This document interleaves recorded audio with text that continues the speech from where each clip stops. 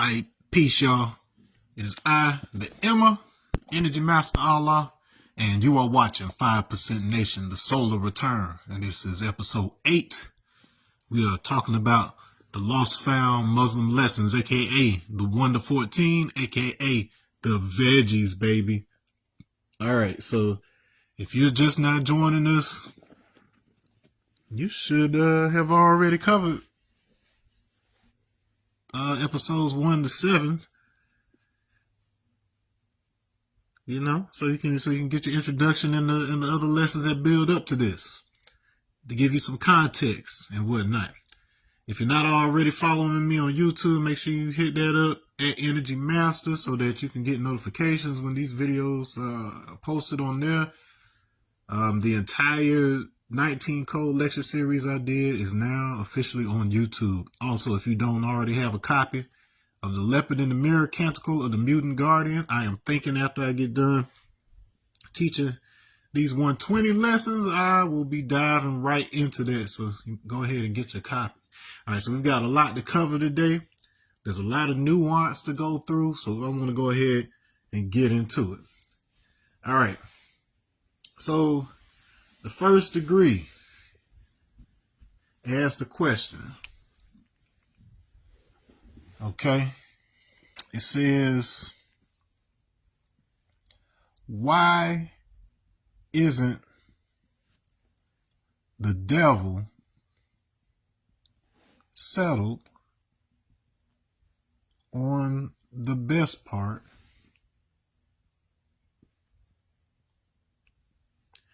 of the planet Earth?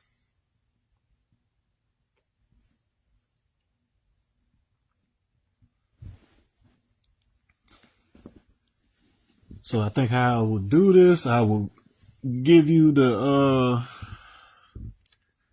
given answer, and then we will kind of break down some of the nuance of it. All right, so the answer is because the earth belongs to the original black man, and knowing the devil was wicked and there would be no peace among them, he put him out in the worst part of the earth and kept the best part for himself ever since he made it. The best part is in Arabia at the holy city, aka Mecca. The colored man or Caucasian is the devil. Arabia is in the far east and is bordered by the Indian Ocean on the south. All right. So the first thing we want to do is look, let's see where Mecca is. All right. So closer up in here, yes, it's called the Arabian Sea, but in this general region over here is the Indian Ocean, the larger body of water here. Mecca lies on the coast here in the Red Sea, and then this whole peninsula is the Arabian Peninsula. You can see Iran over here, which has some relevance today. And then over here on the other side of the Red Sea, we have Egypt, and then Ethiopia is right in here. So most of what the world is dealing with in, major events that in the Bible and whatnot are happening within this small section of the globe right here. All right.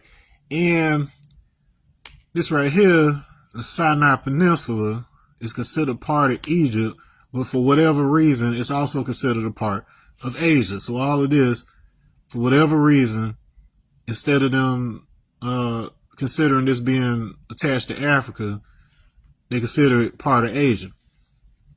All right, hence Asiatic.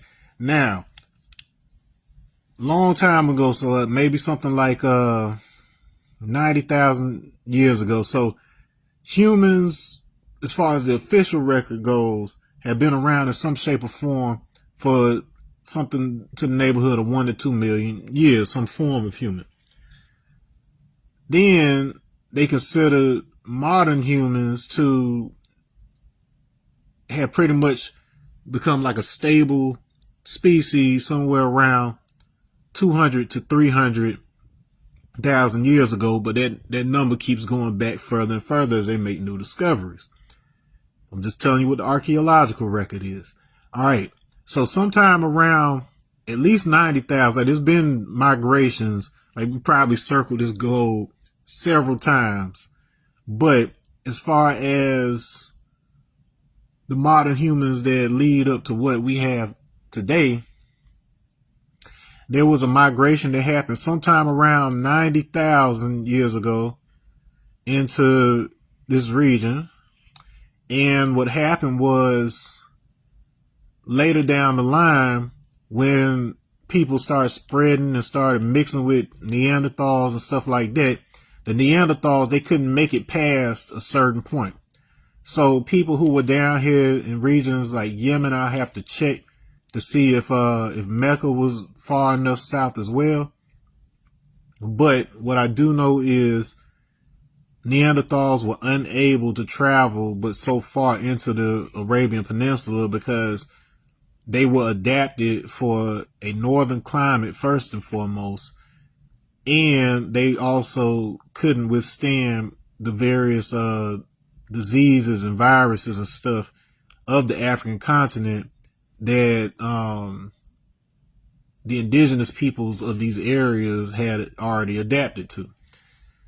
They don't ever show you this on TV, but there were a lot of mosquitoes in Egypt. All along the Nile, there's standing water. If you live in Florida, I ain't got to tell you twice. And in fact, interestingly enough, when the oops, I'm slipping. I forgot to turn off my put my do not disturb on. Okay, anyway. So yeah, so the Nile, it would flood annually and make that rich black soil that y'all love to talk about.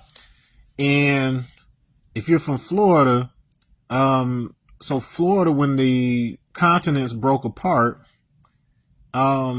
Florida was originally attached to, it was like the top part of Africa broke away and then eventually attached to what we consider the North American continent now.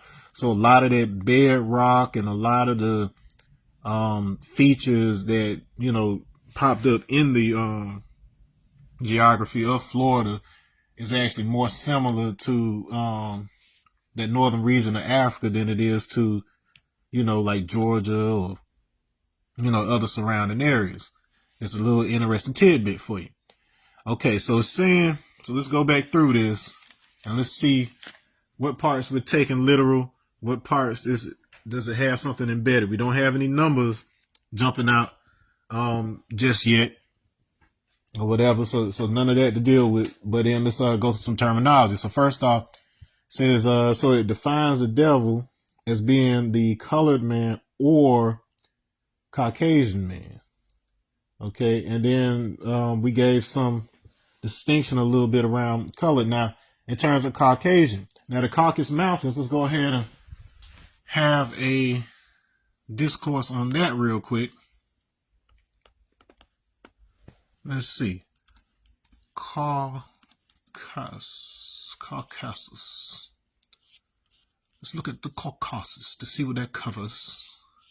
Let's get a good, let's see, what would be a good map so that you can see it clearly labeled. There we go. I saw colors and labels. All right, there we go. All right, so when we say Caucasus, we're talking about all these that's colored right here. So that means everything. So Russia, that's Caucasian. Georgia, not the one in America, but Georgia, Azerbaijan, and Armenia. That is the Caucasus. Let's see if I got a little bit more north. But that's it. That's it. All these other folks, they're not Caucasian. However, they are related to the Caucasians. In terms of those peoples who were isolated in the Zagros mountains and then subsequently populated the Levant, as it were. Okay, so Arabs are related to the Caucasians. They're somewhat distant cousins, but they are. When we say Caucasian, we're talking specifically to these. Now, they typically associate the emergence of blue eyes with Turkey, which was called Anatolia, and this was likely because of the traveling down of these people from, the Caucasus, which are named for the mountains there, and then moved into Anatolia. Now, during that time, you still had dark people who had blue eyes. You still, to this day, in certain areas, even down in Africa, you have dark-skinned people with blue eyes. So they were not yet necessarily white people. Caucasian does not necessarily mean white people. It means people from the Caucasus. Most of what we associate with white people was from the Nordics. So Scandinavia and all in that area, because this is where you had some of that adaptation happening a little more thoroughly. And this is why, like the Middle Eastern people, they are light skinned, but they didn't turn white. Okay, because they weren't in that region where they happened. It took people from this region migrating into Europe and then mixing with those people who had that white in order for those phenotypes to all come together into what we consider Europeans today. All right, and that was largely during the invasions of the Yamnaya culture, which became like corded ware and eventually gave rise to, like Anglo-Saxons and all that.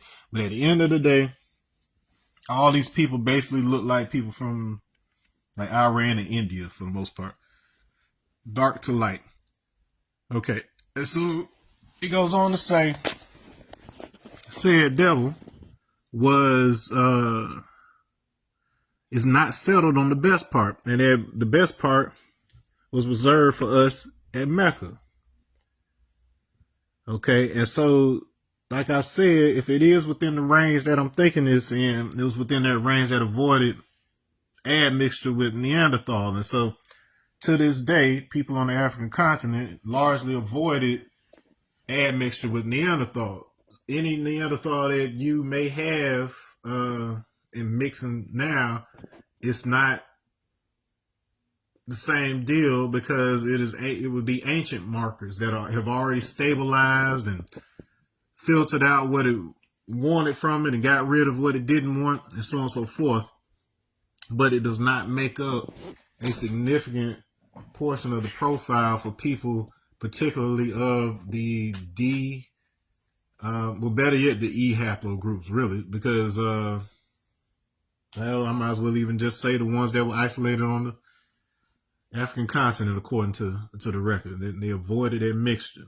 Everybody else, be it the American Indians over here, or be it Indians on the Indian continent, whether it be them folks up near Russia, Siberia, whatever else, they ended up mixed with other forms of hominin. All right. Let's see. And then it also says, I think we covered most of this. All right, so let's look at this. It says, because the earth belongs to the original black man, and knowing the devil was wicked and there would be no peace among them, he put them out in the worst part of the earth. All right, we typically assume that the worst part is Europe, and that word worst is itself associated with the word west. Okay. Now, there is a school of thought. There are people here. Now, mind you, remember I told you that Mecca was considered, so Mecca was considered part of Asia in this particular description.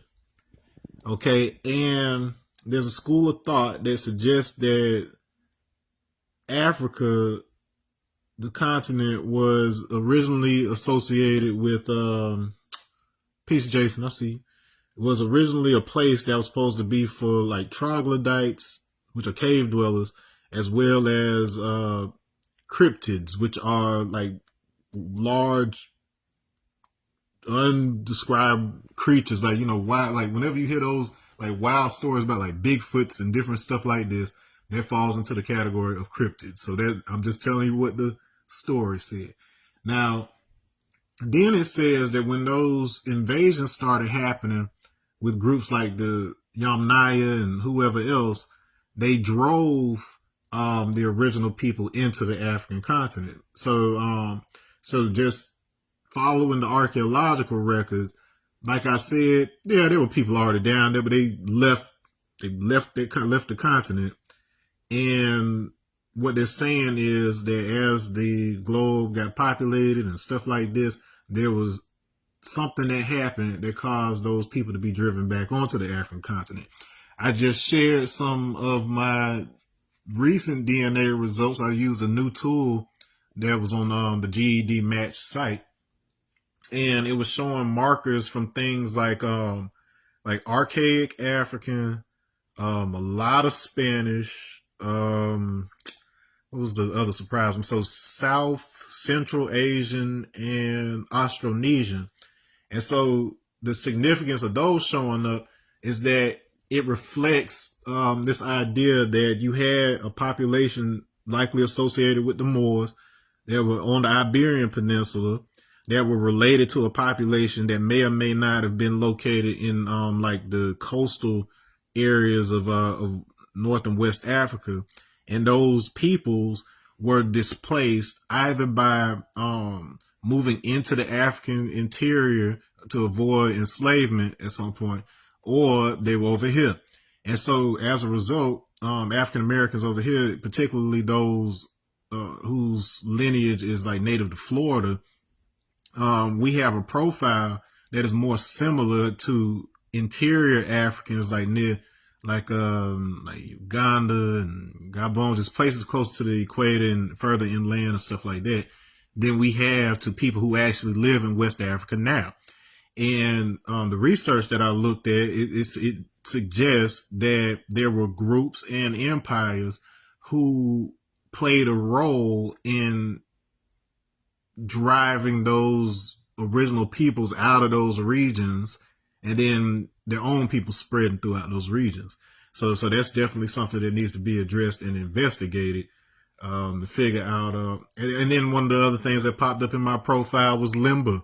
And then if you know anything about the Limba tribe, they have been confirmed to have Jewish lineage on the paternal side.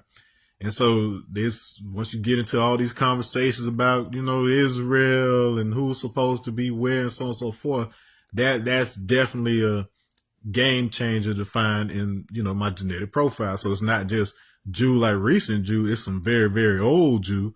And it definitely points to the fact that a lot of people who identify as, Ashkenazi Jew and stuff like that, they're doing DNA tests now and they're finding out they have no genetic connection to the lands of Israel right now. Like that's them doing. That's not anybody else putting that on them. This is something that they're doing, and then they're calling out Israel for not allowing people to have DNA tests in Israel because they know they don't belong.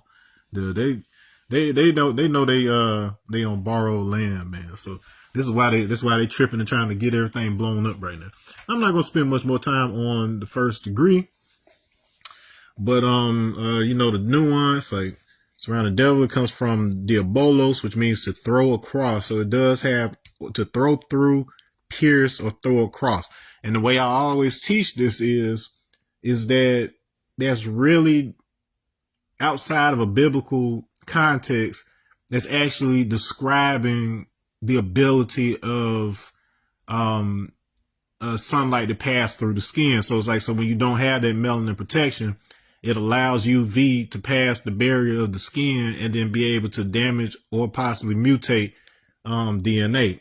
So it really comes down to that, but with the context of like the Bible and stuff, that it has to do with slander. So of course I explained how Satan actually comes from an old Hebrew title called the Shaitan, who was the accuser. So it was actually a job assigned by God to, if somebody was, he was basically the tattletale that would tell, like if you were doing something, he was the one that would report it to God and then, suggest a sentence and blah, blah, blah, like a prosecutor. But what happens is devil is a title that is assigned to anybody. It doesn't have to be celestial being. It could be human. It could just be anybody that makes false accusations. All right. And so what this essentially boils down to is that, so there's certain information that's even written into our palms and our skin and all of this, and then we have our internal information that is protected by that same melanin. Well, if you do not have that protection and then you undergo mutations due to sunlight or things of that nature, and you're not able to read your akaraka, which is those markings on your skin, then you have a tendency to make up stories. If you've been isolated long enough for that phenotype to kick in, chances are you've been disconnected from other populations long enough to where if they did have a accurate story or myth for where they come from, you might have had the old version of the myth, but it's evolved and had so much semantic drift since then that it's not necessarily that you want to tell lies. It's just that you've got the wrong story. And so, especially if that story turns out to be like, if you're a people that's only been around like 6,000 to 8,000 years, and because you hadn't seen anybody else yet, you assumed you were the first people on the planet, and then you kept that story up until well into the early 1900s, until the fossil record proved that, there were people around a lot longer before that on the African continent. Like that's basically what we've had to deal with, where for most of these people's existence, they've thought that they were the first people, and that like black people, dark people, they all came from some curse and all this other crazy stuff or whatever. But thank God for science and, fossil records and stuff like that. All right, so let's move on to number 2. Okie dokie. Okie dokie. We just setting the record straight. This ain't pointing no fingers at nobody, even though that's what the lessons dang sure sound like they do. And that's why I'm here to clear it up for you. All right, so the next degree asks, why did Musa have a hard time to civilize the devil in the year 2000 BC? All right, so it's 4,000 years ago. All right, so Musa is, of course, Moses. It's the Arabic form of Moses. All right, and okay, so according to the previous degree, it says that we put the devil out into the worst part. So we send him to the caves of Europe, as you'll see in a future degree. Now it's saying that Musa attempted in the year 2000 BC to go back up into this region and civilize devil. And then mind you, when we say civilized, our definition of civilization is one having knowledge, wisdom, understanding, culture, refinement, and who is not a savage in the pursuit of happiness. Okay, and then I distinguish that happiness comes from word meaning cadence. So it's rhythm. They ain't gonna get into no, talk about, oh, white folks ain't got no rhythm, blah, blah, blah, blah, blah. But what we're talking about is being in sync with the natural rhythms of the planet and the sun. If you can't even be out in the sun but so long before you burn up, you are out of rhythm with the sun. Or whatever. That's just a natural response. And so he had to develop other ways in order to be able to, get vitamin D from like eating meat and drinking milk and different stuff like this. And stuff. So it's just evolutionary in that regard. It doesn't make anybody good or bad inherently from that particular thing.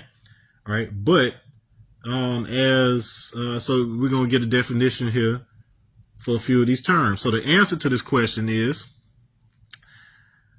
because he was a savage. Savage means a person that has lost the knowledge of himself and who is living a beast life. Musa was a half original man and a prophet. 2000 BC means before Christ. In the Asiatic world, it was in the year 11,000. Civilized means to teach the knowledge and wisdom of the human family of the planet Earth. Okay, so now we're getting some numbers and there's some stuff happening here. All right, so in order for the year 2000 BC to be the year 11,000 on the Asiatic calendar, that means that it's giving us a starting date in this particular case of, hold on, am I doing that right in my head? Hold on. So for it to be 11,000, that means it would have started 11,000 years before that. So that would have been the year 11,000, hold on, 13,000. Okay, so roughly 13,000 BC. All right, they give us a more specific date later on, but it's placed in year 1 at 13,000 BC. Now, one of the significances of that particular time period in addition to having to do with the Younger Dryas period, so they talk about the different floods and the Ice Age stuff and people getting separated into refugia. All right, so there were natural events that were happening that caused people to get isolated in specific regions and get separated. And that is what allowed for the genetic bottlenecks and stuff like that allowed for the emergence of very different phenotypes that we associate with races today. All right, and it's also important because it is said that is the same time that Adi Yogi, the first teacher, first showed up in the Himalayas in Tibet and basically taught the knowledge of self for the first time. So for whatever reason, in India, at least the way that Sadhguru from South India teaches it, Shiva or somebody who had reached the level of Shiva appeared in Tibet at the same time that our calendar says was year 1 of the Asiatic calendar. So apparently we all on the same clock. All right. Now it gives this very specialized definition for the word savage. People are using it as slang nowadays, but it means someone who has lost the knowledge of himself, which implies that these are people who had the knowledge of self. So basically what's happening here is, for whatever reason, people got separated. And as the generations went along, they forgot where they came from. And then that's actually, part of the biblical narrative. Like when they were in the desert, like a couple of generations afterwards, they forgot, the story. And so what this is suggesting is that Moses was a half original man, which means that he was a mix between somebody who was still from among the original people and who had a child with somebody who had been gone. So he was like a bridge between the two. So you'll see this common theme of half original people who are able to walk among both sides. They got the knowledge of the original people, but they can pass in lighter skinned society. All right. And so 2000 BC means before Christ. So they're specifying the relationship between these events and the coming of Christ. Okay, and it says in the Asiatic world, it was in the year 11,000. We covered that. And civilized means to teach the knowledge, which is the observation, the way to accumulate the facts in the first place, and wisdom of the human family. Wisdom is the ways, actions, the wise words of the human family of the planet Earth. But it also, knowledge is symbolic of the man, and wisdom is symbolic of the woman. So it has a dual type of meaning, such that it is addressing you, teaching both men and women, and what you are teaching them. All right, so let's move on from there. So we got some numbers to work with.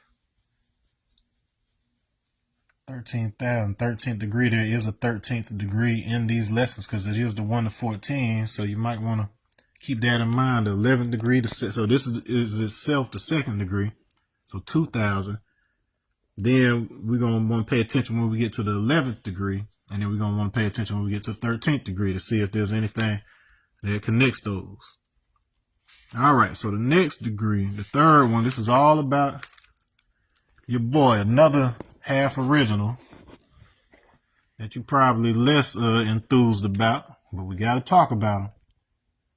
It says, why did we let, so we gave permission to half original man Columbus. Why did we give permission to half original man Columbus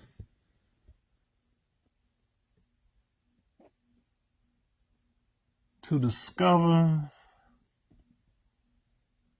the poor part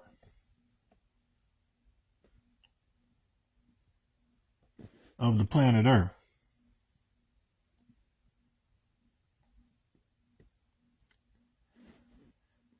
So this makes the plot thicken. Now, we call the West, so we call Europe the worst part, but now they're referring to the poor part. So here's the question. If Columbus was supposed to be looking for India, was it India that was considered the worst part?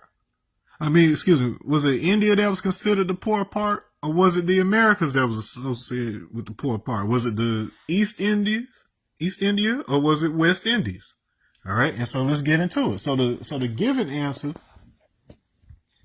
is because the original man is the God and owner of the earth and knows every square inch of it and has kept for himself the best part. He did not care about the poor part. Columbus was a half original man, was born in Italy, which is Southeast Europe. His full name was Christopher Columbus, and the place he discovered was North America. Okay, so we got where it says that's where he discovered. It does not say that's what we gave him permission to discover. But I digress. He found the Indians here who were exiled 16,000 years ago from India. They are original people.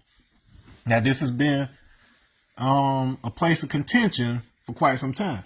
Now, there was a precedent for this information, and there was a precedent for interaction between sadhus, the yogi renunciates from India, and Caribbeans, because they were bringing Asians, so both Chinese and Indian immigrants, into the Caribbean. And so those early foundations were what led to early Rastafarianism. It was only after the fact that it became overtaken by the concept of Selassie being God and the association with Ethiopia. But before that, it was very much a Afro-India type movement. All right.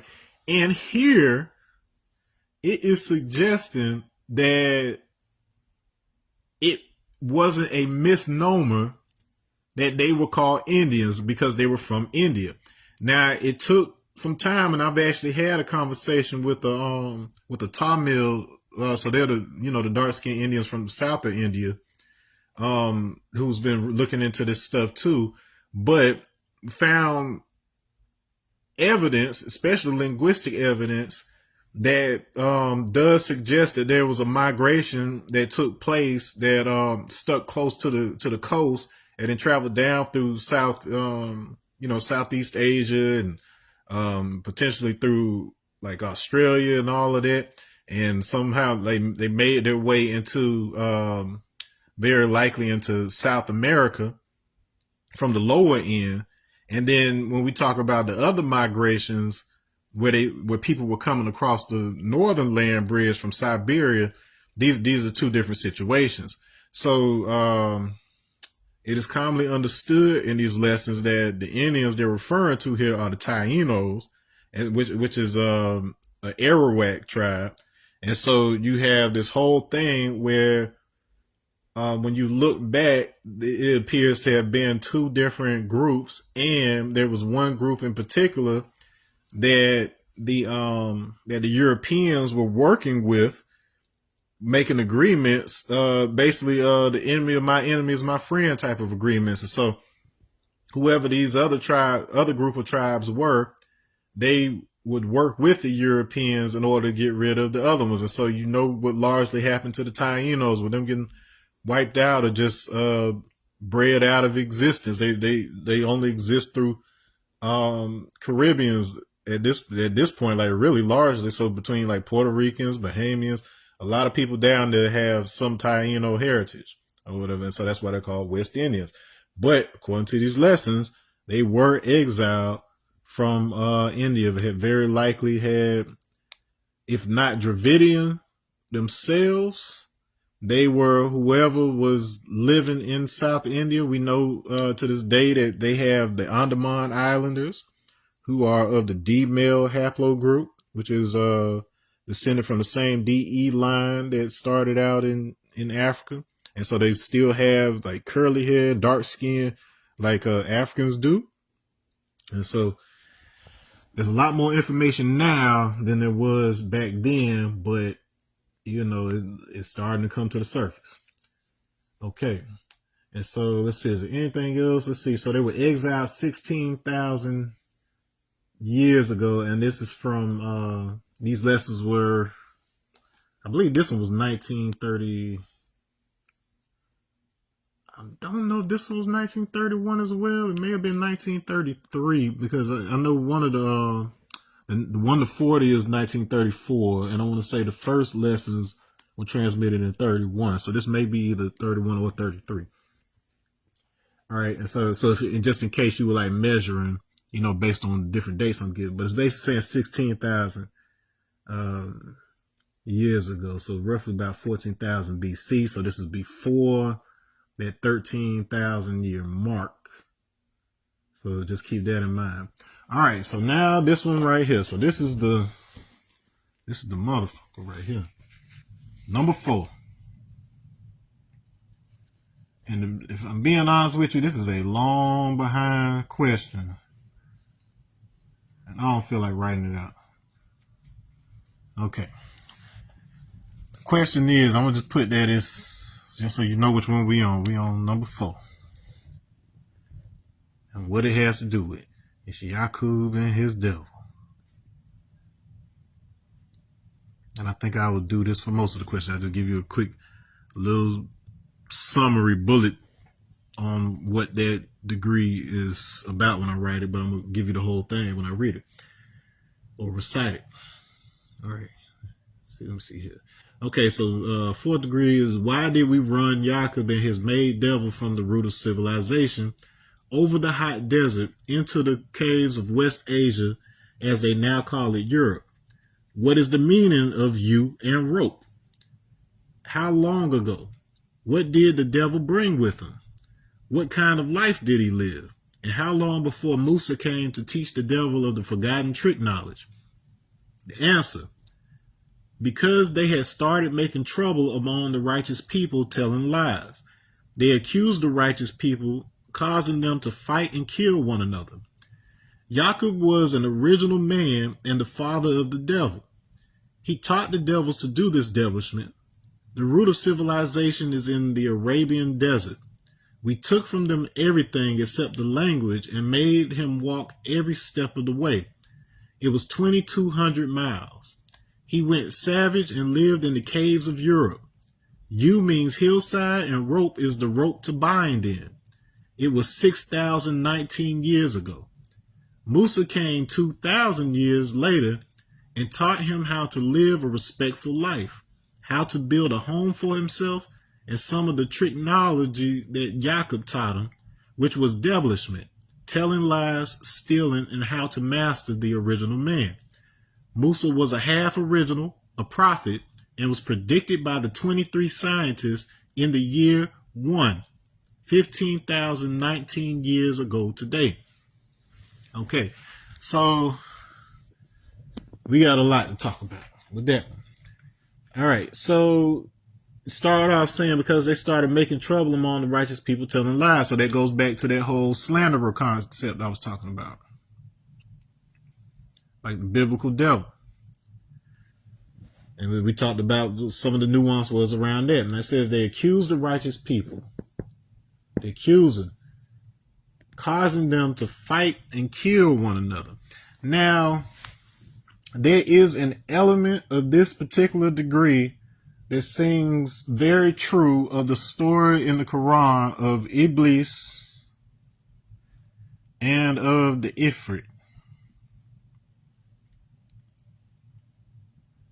The word Africa itself, among other proposed etymologies, is said to come from a Berber word, Ifri, which means cave, which is more correctly associated with being hollow.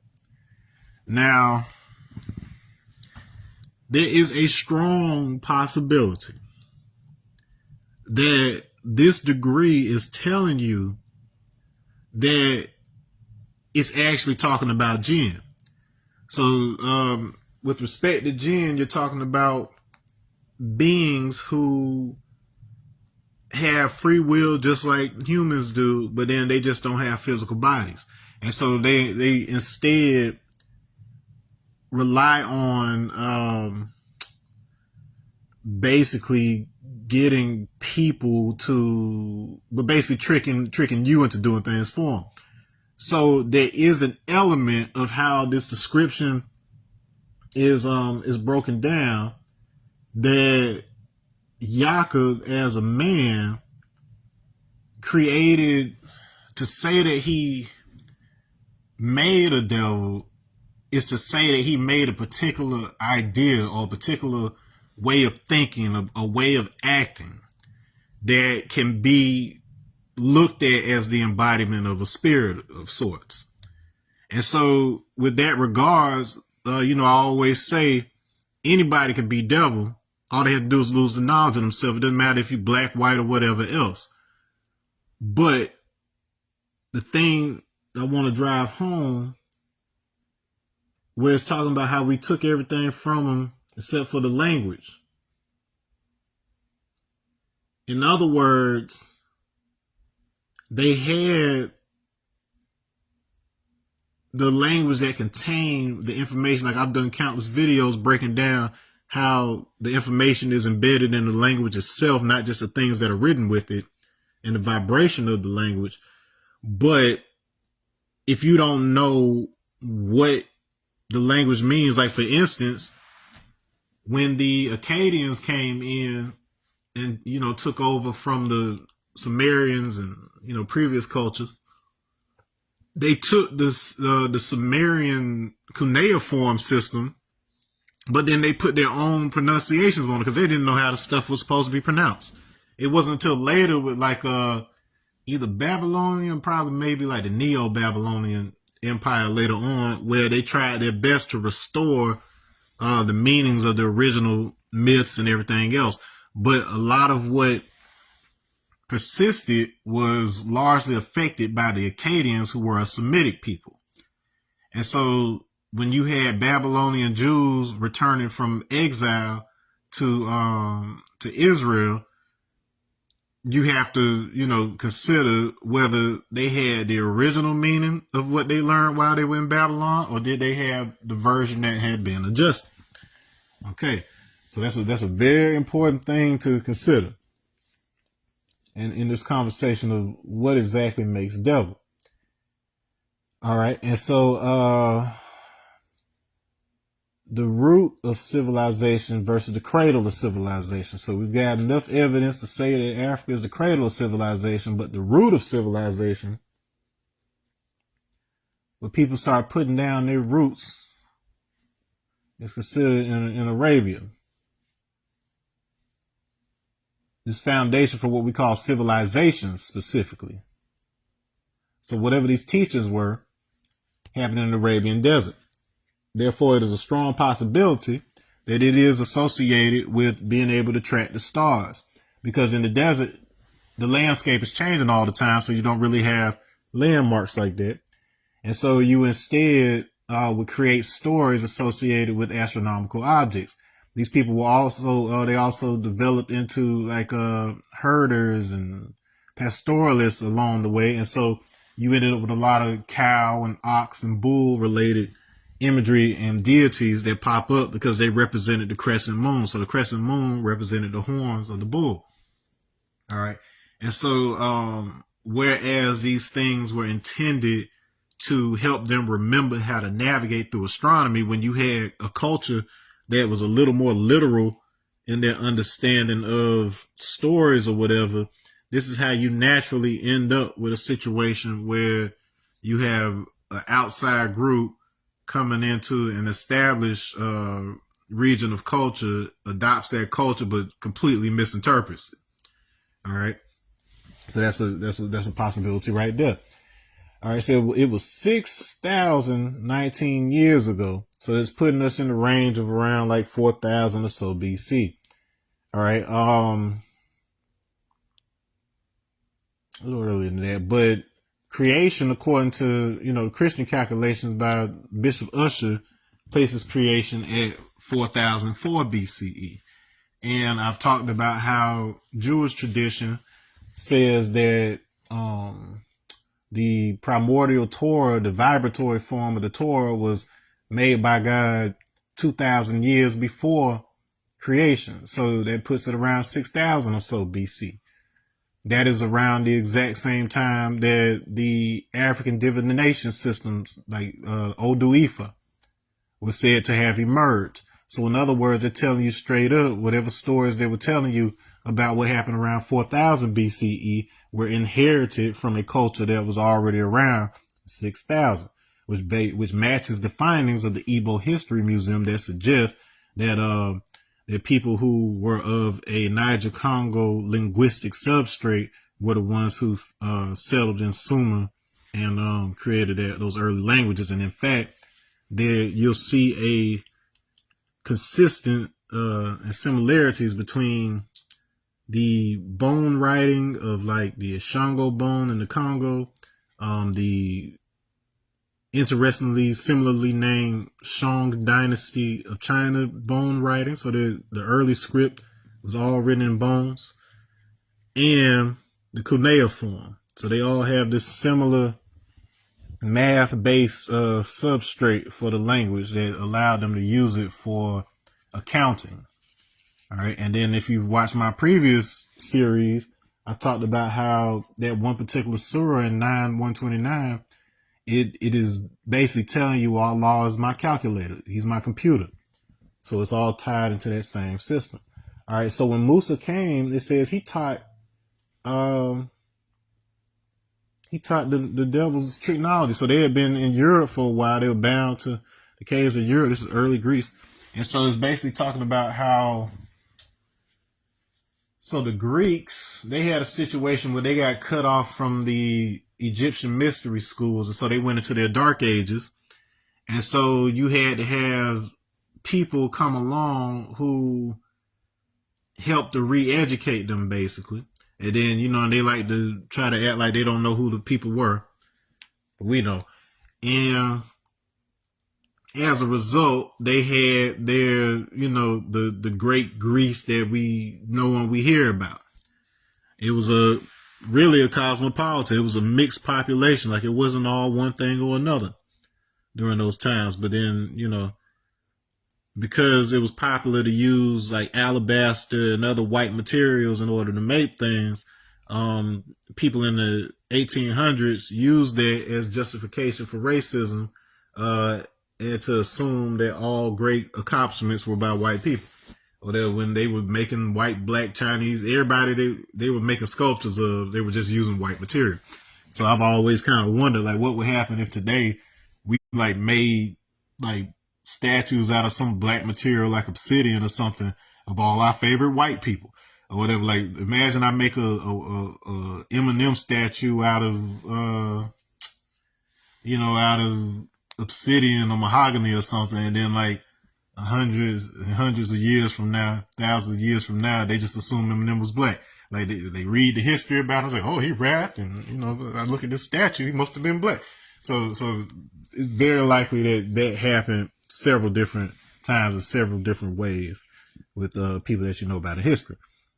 Now it also says here that all of this was predicted. So the whole Musa situation, I was talking about yesterday how in the Law of One, how it talks about how Moses was in communication with the real quote unquote Yahweh initially, but then let's just say the frequency, like he thought he was still talking to the same entity at one point, but then the signal had been hijacked. And so the whole reason that Jesus had to come along, so the whole shift from Yahweh to Yeshua or whatever did have to do with the fact that the name Yahweh had been hijacked, which we know happened because Yahweh was initially a Canaanite god, a tribal god, and then once the Babylonian Jews returned from exile, he suddenly became the supreme god, and this idea of there could only be one, like some Highlander shit, that started coming along right along with basically white Jewish nationalism. So all these things happen at the same time. They say, oh, the bloodlines got to be pure, and I don't care if you've been living in Israel this whole time that we were gone or whatever. We the real Jews. We back. It's ours. So all that nationalist ethno-state rhetoric started when Ezra came back with the Babylonian Jews, and then this was happening during the time of King Cyrus. So Persia was, Iran was originally Persia, and King Cyrus allowed them to rebuild their temple and whatever else. The Persians were known for religious tolerance. They wouldn't like some of these other folks that would come in and make you do their thing, so I don't know. But it says this was predicted by the 23 scientists in the year one. Okay, now I told you when year one was around that 13,000. Now the 23 scientists, we've already talked about how we had 23 scientists who were the first 9 born of Mecca and the first 14 born of Medina, that's in New York. So the first students of Allah. So that's borrowed from this same theme of the 23 scientists. And in that same lesson, I also told you how this is a metaphor as well for the 23 autosomes in your body. And then the 24th that comes late is the sex chromosome you get from your parents. All right. And so it's talking about whatever was happening, it was predicted on the genetic level before it manifested in the physical. All right. So you always have to look at these lessons as potentially describing something that was happening on a genetic or mental level rather than it being actual events that happen. Because otherwise you're going to attach certain temporal limitations on your understanding that prevent you from being able to see these same things happening in present day right now. So it isn't dependent on a particular physical location, nor is it dependent on a specific period of time, because time happens in cycles. And so that's what we're looking to do here. We're looking to distill what the actual archetypal information is, so that we're not bound to a prison of understanding that pertains to only a specific location or a specific period of time, or otherwise we won't be able to relate to it. We won't be able to properly utilize it. Let's go ahead and move on from this. All right, number 5. All right, this is a good short one, so I might actually write this one out.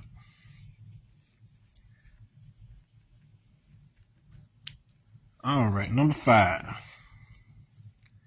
All right, it says, why did we take Jerusalem from the devil?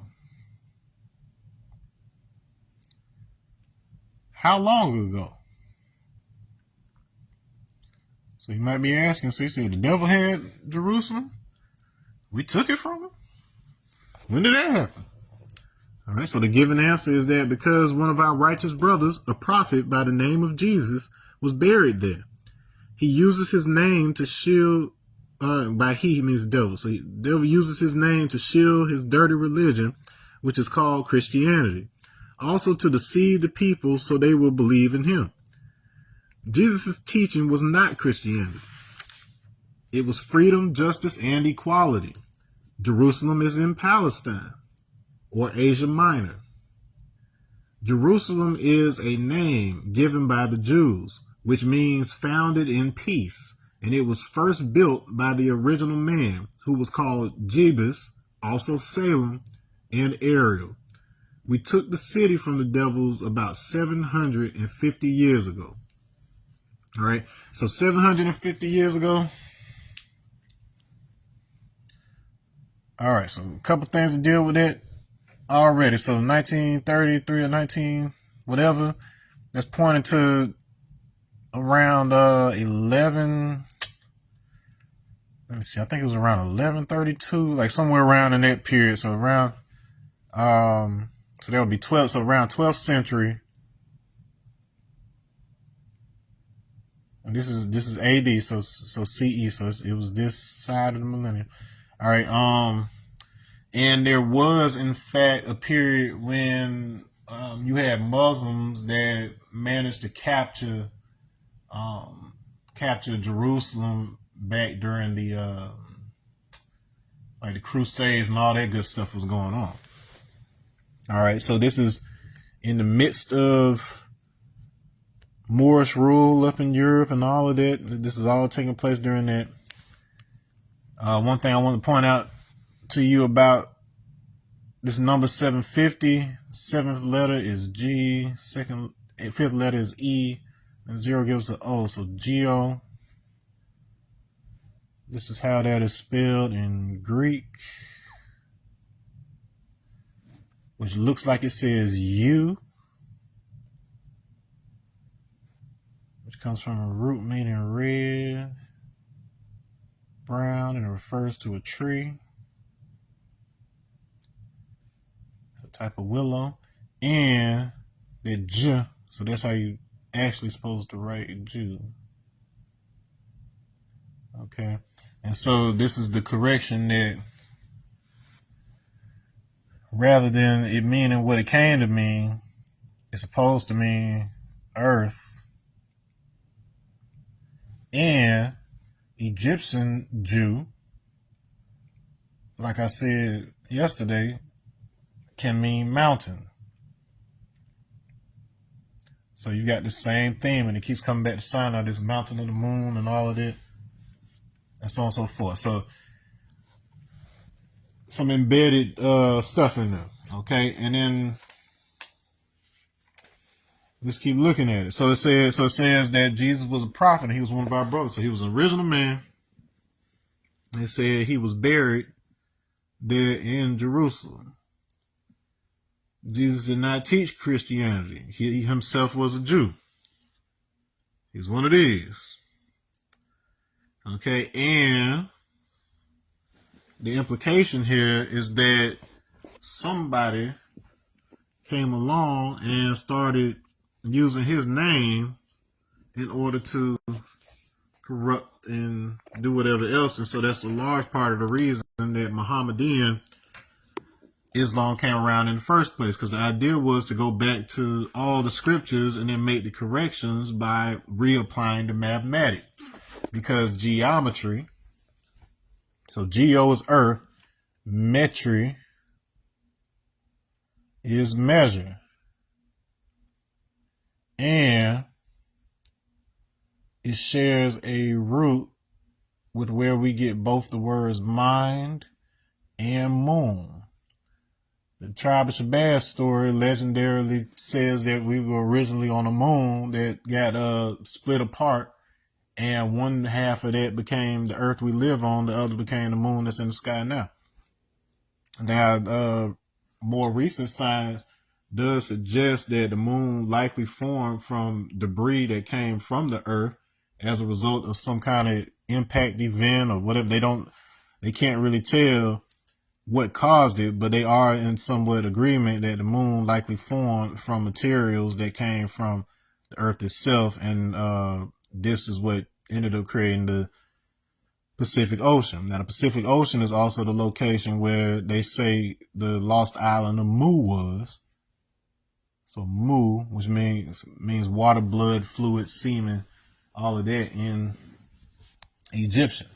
So you get these weird linguistics that are cleared up when you understand a little bit about what was going on between Egypt and the rest of Africa, as well as what was taught to the Greeks. All right. Let's go forward. So Jesus is this Jesus, which was a change of Yeshua, which is itself identical to the name Joshua. So, you know, Joshua was the one who took up the mantle, the one who inherited the responsibility from Moses. All right, so when they say like the Torah is the whole story and everything else is basically, you know, really commentary, if you will, this is why. So if you look back at the story of Joshua and you cross-reference that with the story of Jesus, he'll start bringing out some of the underlying elements. All right. And it said Jerusalem is in Palestine. I'm going to show you something interesting. I was talking about the Praenest fibula as the first inscription of Latin, which took place. All right, so check this out.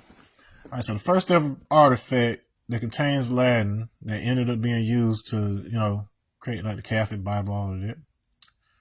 Praenest fibula.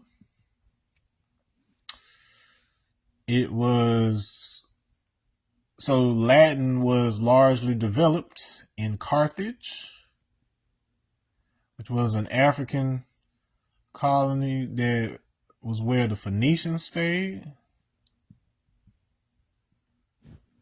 The Phoenicians, their name likely comes from an Egyptian root, Phoenix, which means carpenter, which is the occupation that Jesus is said to have had. But in Jesus's case, because he spoke Aramaic, he used the word nagar to describe it, which itself doesn't simply mean carpenter. It also means author and chariot builder. Why is that significant? Because the word for chariot is Merkaba. So this is Merkaba. Mer is the Egyptian word for pyramid, and Kaaba is cube. So we got pyramid and we got cube. Okay. Pyramid and cube. With the cube, and so of course that has obvious implications with regards to the Kaaba in Mecca, but a cube is also 8 points, 12 lines, 6 faces, totaling 26, which is the gematria value for Yahweh. So you have, for whatever reason, Yahweh is associated with Mecca here, whereas the Meru, all those concepts end up having association with the pyramid. Now, the pyramid is nicknamed Meru, which is the place that Shiva is said to have appeared, 13,000 BC and whatever else. That mountain is also called Kailash, which means crystal. And the more you break these linguistics down, it ultimately points to a source for the concept of Christ coming from that word Karasa we were talking about in the 19 code. So you end up with the tribe of Koresh, from which Muhammad comes from. You get, let Let me see. Cyrus, his name comes from Karas. Christ. So all of this is part of a similar semantic. And it can mean eternal darkness to a grants, but it's actually supposed to be, so it's black and eternity. All right. And I also talked about how this gave rise to like Yatagarasu, which is the crow. It's the crow, the three-legged crow. What else is attached to that? But yeah, but it's all talking about a mathematical principle. It's all talking about geometric transformations. It's talking about how a tetrahedron, when positioned right, it casts a shadow that looks like the top of a pyramid. So this thing could either be a tetrahedron or it could be a pyramid or whatever. But those energies are aligning. They have a difference between the two of those, which is 1, 2, 1, which refers to line 2 of Pascal's triangle, totals 4, representing the 4 points of the cube. 4 points of a square, so a two-dimensional square we're talking about here. All right. And let me draw that. All right. And then a square has 360 degrees. But a circle also has 360 degrees. So this gets into concepts of squaring the circle. If we want it to be complete, let's add the old symbol for Teth, which was like a circle with a cross in it that looked like a Yoa. So within that, you can see the Dingir symbol, which means God or deity in Sumerian, or whatever. So all these folks had all this stuff connected. All right. So just like the cube has 26, when I draw this star, so I started out with a 6. So this is how you go from the macrocosm to the microcosm. This is arm, leg, arm, head. So that's Allah. So you got the Kaaba, and then you got Allah, arm, leg, arm, head. This has a ratio of 10 to 6 to 10, which also equals 26. So they're trying to tell you Allah and Yahweh are essentially the same person. And because this name got hijacked, you had to add the shin to it. So it became Yad, He, Shin, Vav, He, or Wahe. And if you're going to call him Yeshua, are we pronouncing that wah, or are we making this a O, Yeshua, or whatever? Because Vav is pronounced like an O in Hebrew, but it's actual wah. So it looks like this is supposed to say, like if I transliterated it to Arabic, it should say Yahashi Waha. So it's like a whole thing.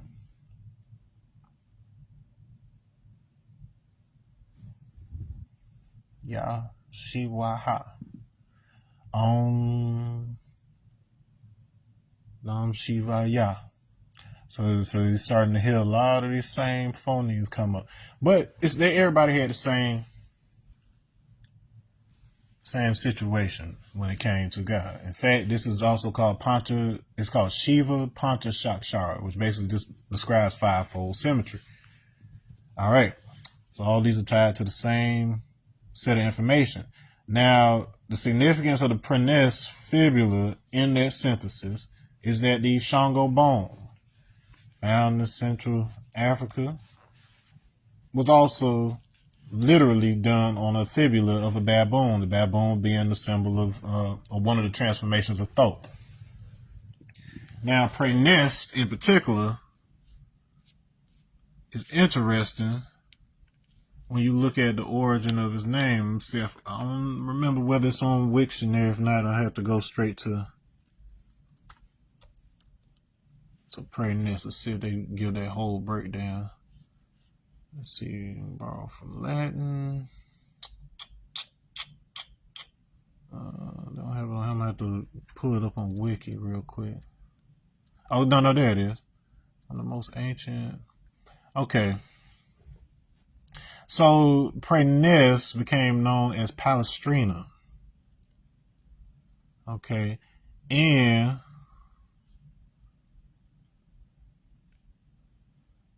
Palestrina.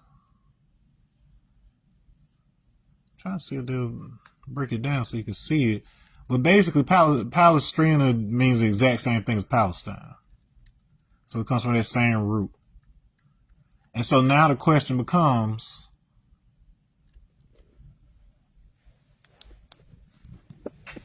were we really talking about what we call Palestine now? Or were we talking about that place? Asia Minor, what places cover Asia Minor? I remember Asia Minor being like Anatolia and Turkey and all of that. Like, where exactly are we talking about? Let's find out. Let's find out. Asia Minor map. Let's see where Asia Minor is. What is included? All right, so yeah, right off this coast of Turkey, right along the Aegean Sea. So between the Aegean, Mediterranean, Black Sea, let's figure out what countries are actually there. So here, I didn't want to do all that. So what's even here? Cappadocia, Cappadocia. We got Phrygia, Lydia. I know the Lydians were fighting with the Medians when what's the name? Thales' eclipse occurred in 585 BC. Mind you, 585 were the dimensions of the pyramid. You got Thrace in there, Caria. You hear stories about the Carians. Whenever you hear about the land of Mu, you also hear them referring to a race of bird people, which is crazy enough. And then you got Ionia in there. So the Ionians, which gave rise to the section of the Greeks and stuff. So we've got some weird geography. Why is Jesus buried over here? What is going on with Asia Minor? All right, and so moving on from that. So founded in peace, they furthermore they typically define Jerusalem as teaching of peace. Teaching of peace. We say foundation of peace. So it's an assumption that teaching is the foundation of peace. Okay. And it says it was first built by the original man who was called Jebus, also Salem. Salem also means peace. And Ariel. So Ariel. Let's look at what that means in Hebrew, because that looks like an angel name, doesn't it? With an L on it. So just for confirmation. See, Ari Dariant. Ari meaning, so it does have a Yoruba meaning as well. But we want the Hebrew real quick. So Ari means lion. So the lion of God is Ariel. That is fascinating. So Lion of Judah, Lion of God is Ariel. It's the lion. Just for cross-reference, in Egyptian is Ru. And the R is suggested to be pronounced kind of like an L. So this is how you end up with lion. So rule. Ariel. Ariel. Yod. The Lion of God. Rura. Lura. Lyra. I bet money. I would bet money that we got that word. Like they're gonna attach it to Lyra as in like the little harp and all of that. But I suspect that somewhere when people were naming this thing, when they were naming this constellation that they always talk about, has something to do with the first ever humans and some feline-like race that all humans in the galaxy descend from and whatnot, blah, blah, blah, blah, blah, blah. So Lura, there it is right there, Lura, which is from the lyre.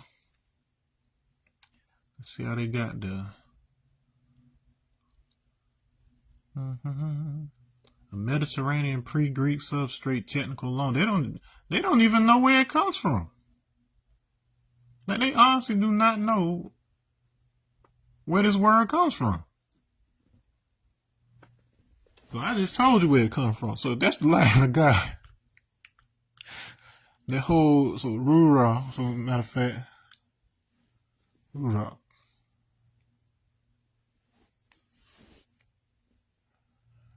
Pronounced Lu, so Lura.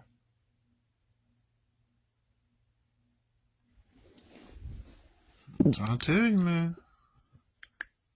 I'm trying to tell you. Alright. I digress. But anyway, so it's part of the significance of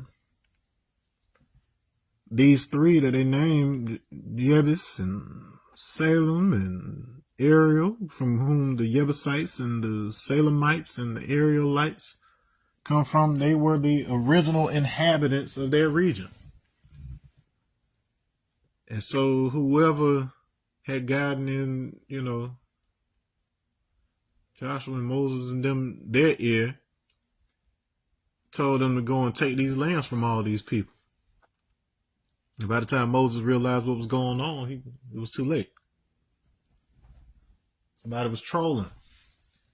All right. Let's move on to number 6.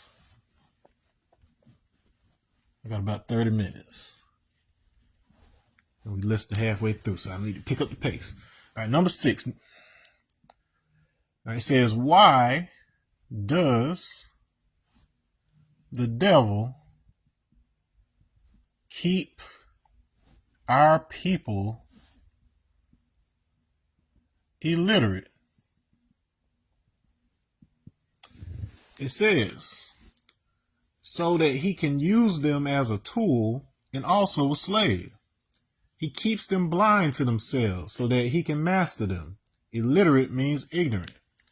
And hell is the pit of ignorance.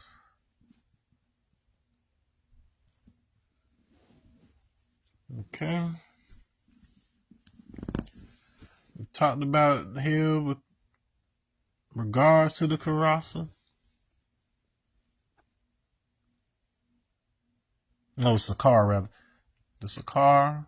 So basically a reordering of the word Karasa. Okay. So depending on where you move this, but then there are two elements of the same thing. So if we bring that to its gematria value, so Ka was 100, and Ra was 200, 390, and then this guy is also 390. All right, so on one side you got hell, one side you have Christ. Christ's descent into hell is related to this right here. Understanding born, add a cipher. So the mental picture one draws from knowledge and wisdom to see things for what they are, not what they appear to be. born is to manifest from mental to physical. Be complete, all right? So to have complete, so remember the ninth letter Tet, look like that right there, originally. So that's where we end up with our cross and sun cross and all that stuff. It's all word games, y'all. Your ignorance is what puts you in hell. And if you can't read, you can't decipher. That's why the devil keeps us illiterate. All right. But illiterate to what? Not just reading, books, but you can't read reality unless you know what the symbols are and you know their proper meaning. Can't read the signs. All right. Number 7. Why does the devil call us Africans? Ooh. That's a fascinating question up here. And as the 7th degree. All right, the answer given is to make our people of North America believe that the people on that continent are the only people they have and are all savage. He bought a trading post in the jungle of that continent. The original people lived there, and they are the ones who strayed from civilization and are living a jungle life. The original people call this continent Asia, but the devils call it Africa to try to divide them. He wants us to think that we are all different. All right, so a lot of nuance going on in there. All right, so specifically for the folks in North America, we had, especially back in the 1930s, they wanted you to think that everybody was over there butt naked with bones in their nose. And they're telling you that those people are our people too. Now, bear in mind, the Nation of Islam had certain places where they differed from what the 5%ers believed, as well as what Malcolm X himself came to believe once he had a little more, experience. And one of those things involved the story of the tribe of Shabazz, where it sounded like the original version of the story was largely talking from the perspective of those people who stayed in Mecca versus the version that would be told by the tribe of Shabazz, who actually went down into Africa, into Central Africa. That tribe of Shabazz is associated with that Shabazz eagle that was on the flag of King Cyrus. So that whole tribe of Christ situation, the Karasa, all that stuff I just described, that is the tribe of Shabazz.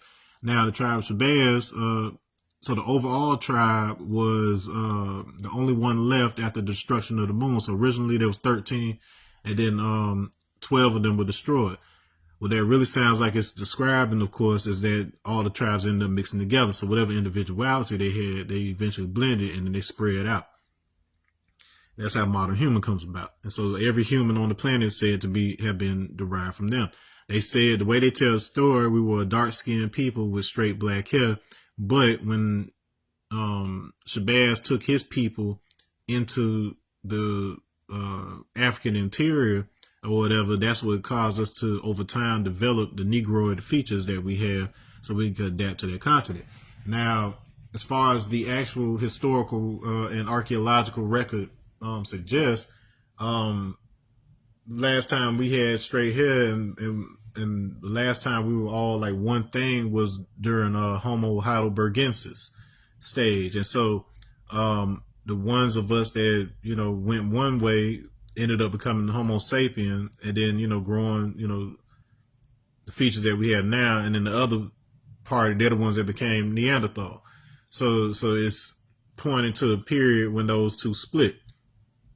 If you're going to take that, take that. But the original way that NOI used to teach it was that it was a curse, like the curly hair and the nose and all of that was a curse. And then, mind you, this was coming from a light-skinned Elijah Muhammad who told these people that God was this very, very bright-skinned Wallace Farr Muhammad. And so the 5% nation got started because Allah, who was a dark-skinned man, or whatever. He's, he knows these lessons too. He done been studying for a good while. And he's like, well, if that's the case, I'm God. I was like, you try to make me think that just this one dude, and then who could pass for white? His mother is white. But no, I'm God. My boy right here is God. So he was the one that, I don't want to say democratized it, but he was the one that understood that it was never intended to talk about one single person, let alone somebody who could pass for the oppressor if he had to. So that was the contention that led to that split. All right, and so it goes into talking about how the people that were on the continent lost the knowledge of themselves. All right, so they forgot who they were too. And this kind of parallels the earlier results from my DNA. I told you where it was a group that appears to have been divided between the ones over here and then ones that moved into the interior to avoid persecution on the coast. All right, and it says the original people called this continent Asia. So apparently Asia was the name of all of Pangaea. So when all the continents were put together, they considered it Asia. But then somehow this got reduced to only Africa, and then they wanted them to believe there were no black people that were associated with them anywhere else. But that has been long debunked thanks to the findings regarding the DE haplogroup lines. They're split into D and E. So D is mostly in Asia, but it is present in Nigeria. And then the E haplogroup is basically every male that's ever come off the African continent due to the Bantu migrations. All right, moving on. Number 8. Let's see, I got about 15 or so minutes. I'll go a little longer. Oh, actually, you know what? I don't have only 15 minutes because I forgot it is Thursday. My daughter actually gets out of school a little bit later. I don't have to take her to therapy today. So okay, so we'll just finish this out. Look at that. Look at that. Don't you just love a happy accident? All right. I ain't gonna turn into Bob Ross on y'all. Don't worry. All right, number 8. Why does the devil keep our people apart from his social equality? Oh, they were asking the deep questions, the hard questions back in 1930 something. I need a sip of water. Why does the devil keep our people apart from his social equality? Answer: because he does not want us to know how filthy he is in all his affairs. He is afraid because when we learn about him, we will run from him. We will run him from among us. Socialist means to advocate for a society of men or groups of men for one common cause. Equality means to be equal in everything. Okay, let's unpack it. Does not want us to know how filthy he is in all his affairs. He does not want to. So it's saying, and we realize this to some degree. Again, decoupling devil from simply being one race to looking at the broader spectrum of the mind state or the quote unquote spirit that is adopted by such who have devil mindset. If it's one thing that I learned from, I don't want to just put it all on entertainment, but just based on, business in general.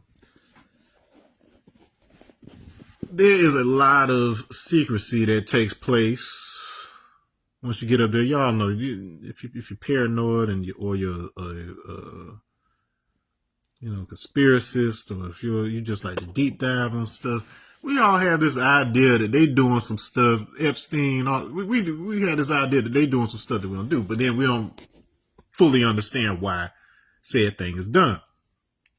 So there are a lot of things in society, a lot of things that you want to do, a lot of things that you want to be, that it is already predetermined that if you do not belong to this particular club or to this particular secret society or to this particular fraternity, things like that nature, they are not even going to consider you.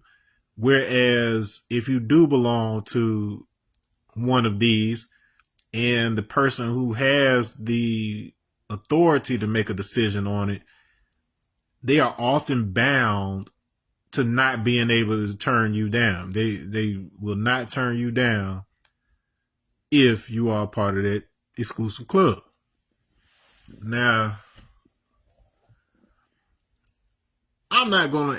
All right. So by contrast, so let's look at something like the Freemasons and the way the degrees work with that. Like, depending on what level you at, you only privy to so much information anyway, and you'll do some little community work stuff. But once you get up there, it's secrets that you can't tell. There's people you can't hang around, but it opens this door, that door. It is what it is.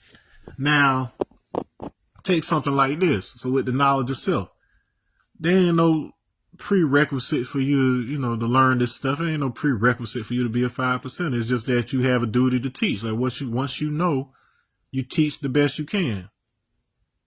Your job is to enlighten people with the opposite. So whereas these people, their job is to conceal the information, our job is to make sure you know. All right, because knowledge is power. We're trying to help you to escape hell, a hell of your own choosing of ignorance. You know what I mean? And so if you don't have equal information, you can't have equal action. And so they tell one story of history. They tell one story of how they got here and they got there, but then they leave out all the dirty parts. And you thinking that you could just come out here and you can do it too. And you could just be good out here and you could just be good sheep. You know what I'm saying? Just be a good little lamb and things will just happen for you. But unfortunately, the way this economy is set up, somebody had to do some dirt somewhere in order for you to be able to maintain the illusion that you can do what you're doing without having to. Somebody else killed the cow, so all you have to do is see the cheeseburger. If you had to kill your own food, if you had to kill your own animals, you'd have a lot more respect for them, wouldn't you? And then you understand more how these indigenous tribes and other people, why they have reverence for these things. It's not that they saying that, oh, this thing is better than God, I'm putting this before this and all of that. They have respect. Respect is knowledge. To know, look, listen, observe, and also respect. Because when you know something, when you know the value of something, you respect it. So there's a level that comes along with that. They don't respect certain things because they don't actually know. They don't know. They don't know the impact of what happens when you do us the way you do us. We the original people of the planet. We sprung up from this thing. We are connected to this thing. Not just emotionally. I'm talking about literally. Like it's like a giant computer. I spent enormous amounts of time explaining like what we actually are, how we're connected to this universe and this planet. It's just that almost like baby God. You know what I'm saying? Like fractals of it until we understand our collective power, until we understand our inner workings and start trying to be like, or have what other people have. We can start being what it is that we're supposed to be. And we do our duty, which is to be civilized and to civilize. All right, moving right along. We get into some socialism. Socialists is to advocate for a society. So you advocate for a group of people. So that whole ethno-nationalism, all of that mess ends up folding up into that. All right. This one a little long too, but I got a little time, so I feel like writing it. Why? Because this is not the last long one, but it is one of the last ones. And it's a very interesting one. Because this is one of the opportunities we get to make some distinction here. Why does Muhammad make the devil study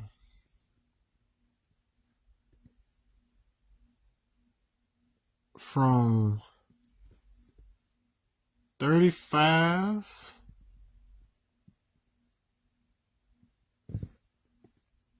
to 50 years before he can call himself a Muslim son. So remember what I just said about the secret societies and stuff. I'll talk about that in a moment.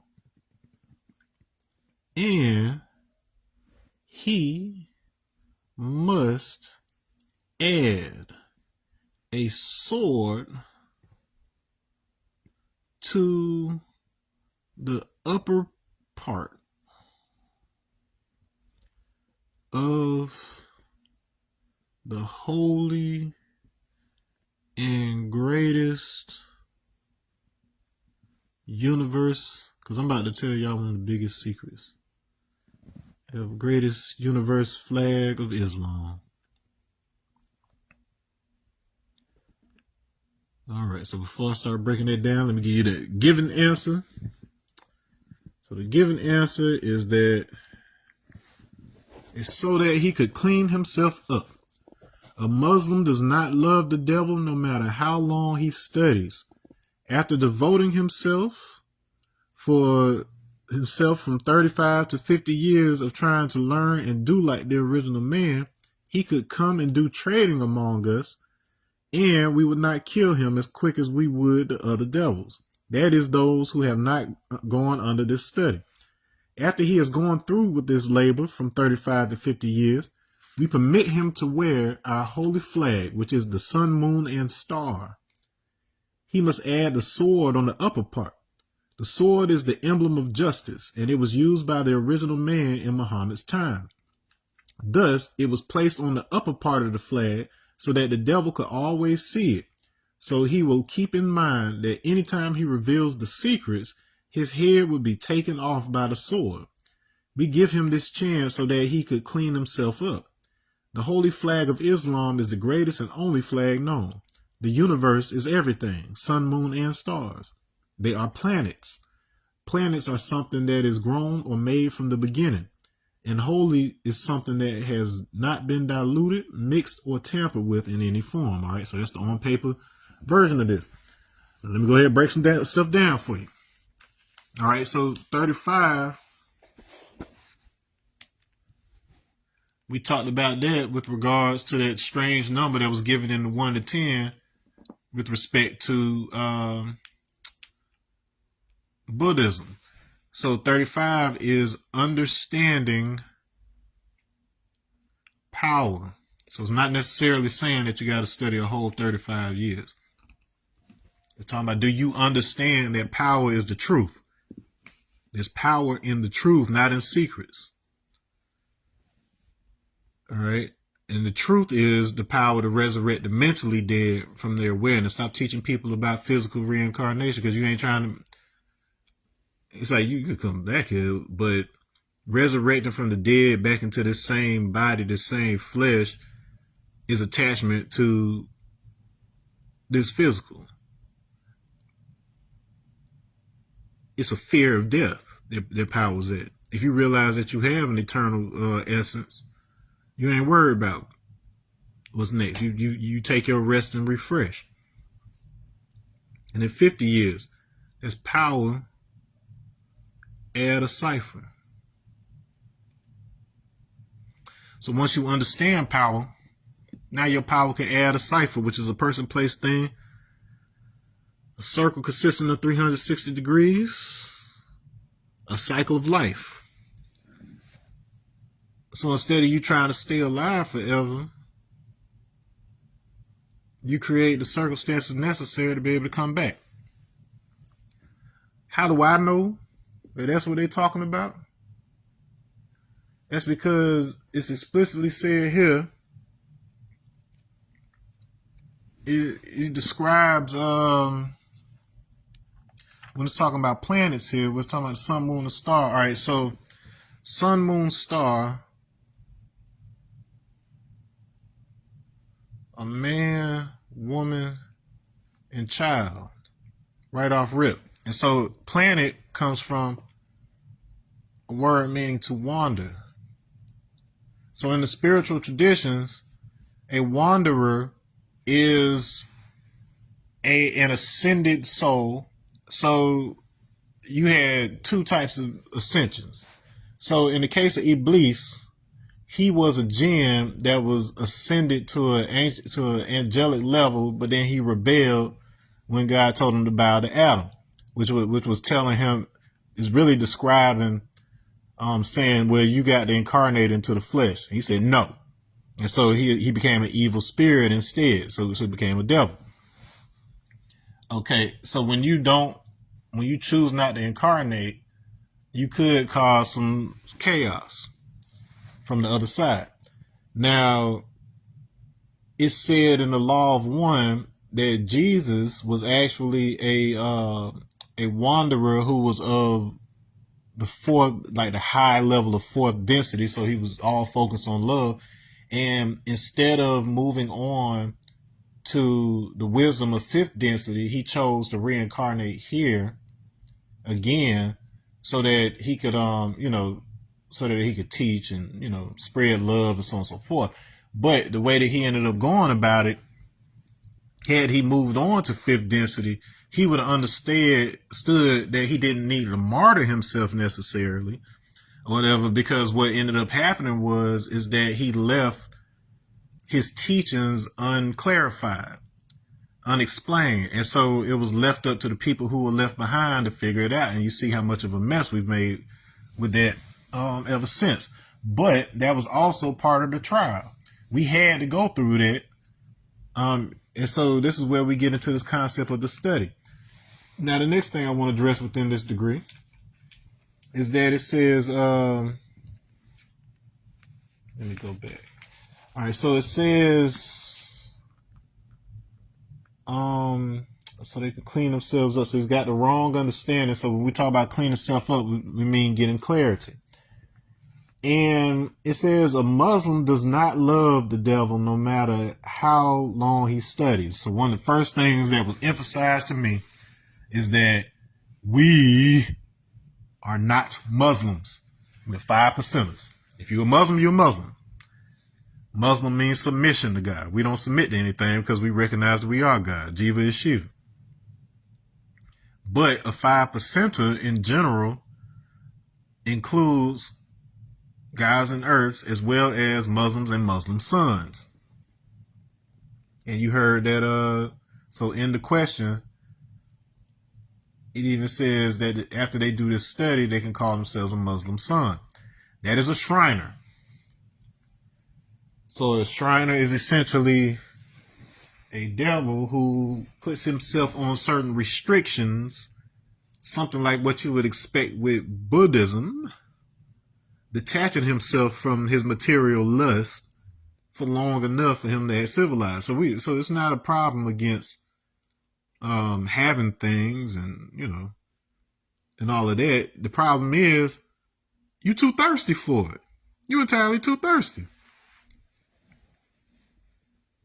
And so just like earlier we were talking about, we made him walk across the desert.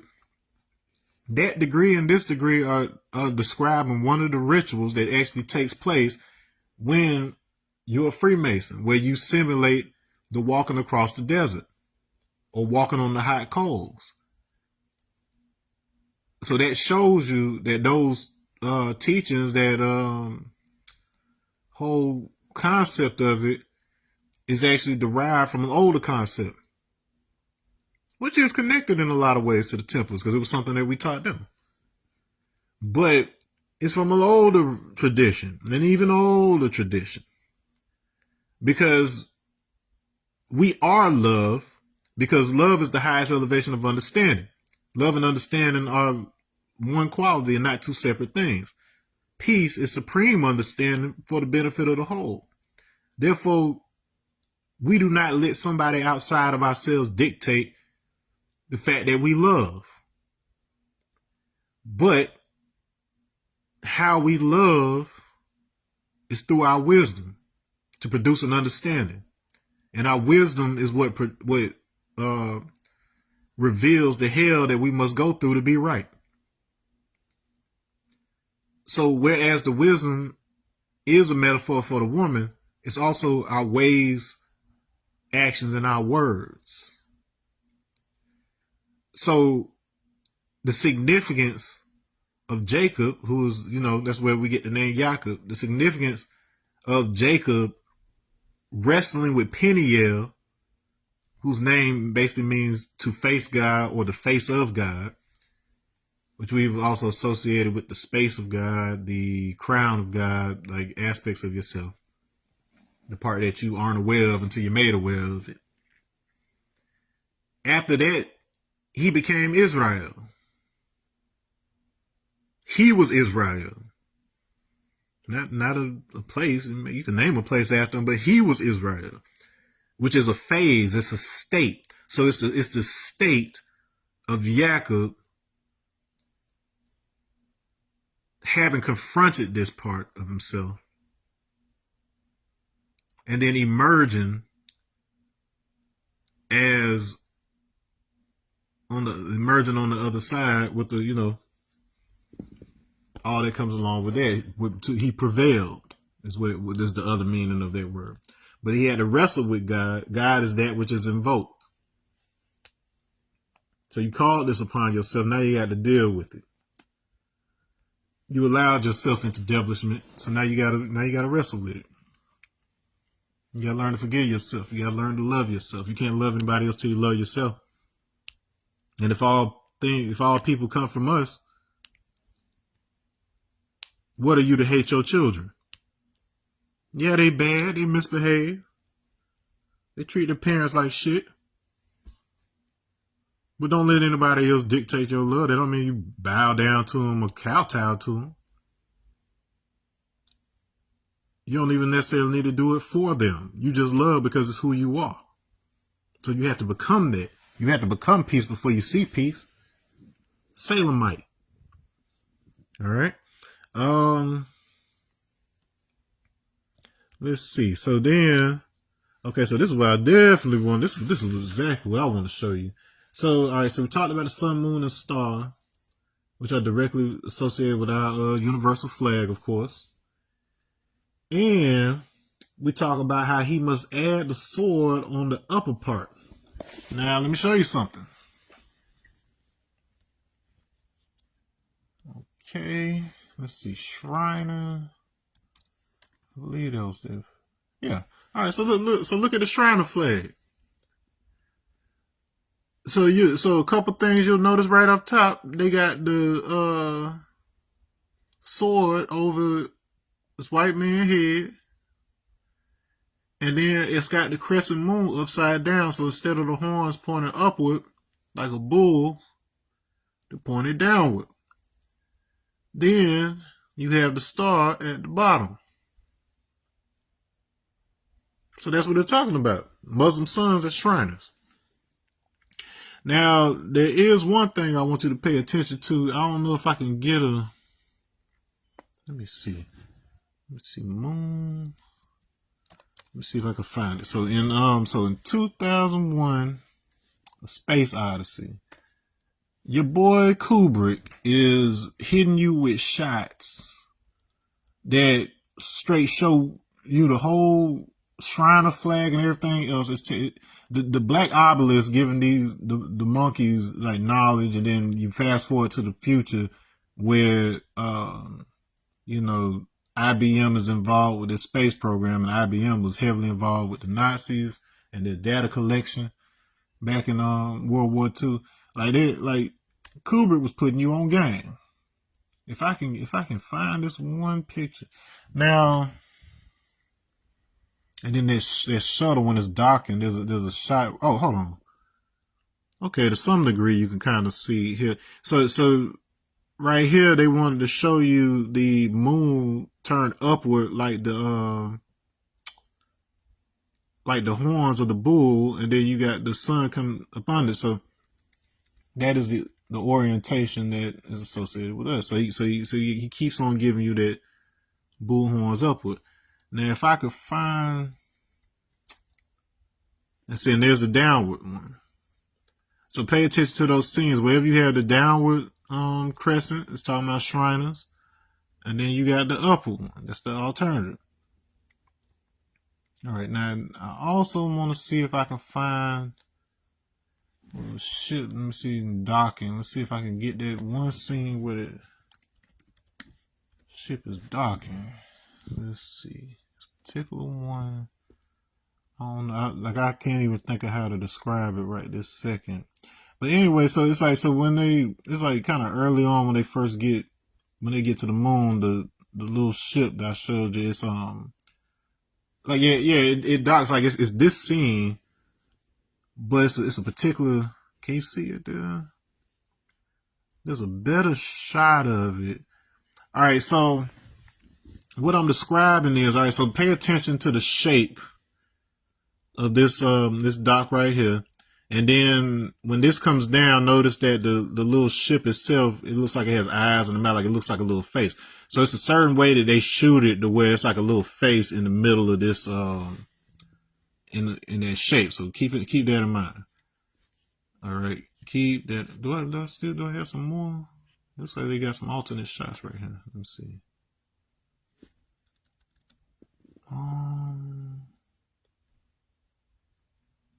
To a degree, you can kind of see it there.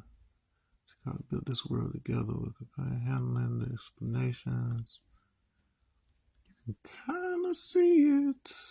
And then Buddy, he was looking in his reflection when he's looking at it. But all right, so yeah, so just keep that shape in mind. Let's go back to that Shriner flag, which I never officially pulled up. I was just looking at a drop down of it. Hold on, let me actually. Shriners flag. Okay, so you might notice that especially in this one, you can see it in most of them, but trying to find one's real good, especially on this pen here. You blow it up. All right, there's that shape. So so that's what I'm talking about. So that's that pharaoh headdress thing that's showing you, and then when the little shuttle lands, it's representing the little face in it. So they were showing you the whole Shriner thing there. So like all that stuff is just strong throughout that movie. All right, and so we talking about sun, moon, and star. They were all in space. We talking about so if you want to know the secret behind that movie, it is here in this 9th degree. Here. All right, and then when we talk about letting them wear our universal flag, there's a strong possibility, just based on what I've heard, that whenever we would make peace with a particular group, we actually went through a process of attempting to graft them back into us by everybody mating and marrying and spreading the bloodline. All right, so after, let me see, is it 3 generations? So 2. So if you have 2, all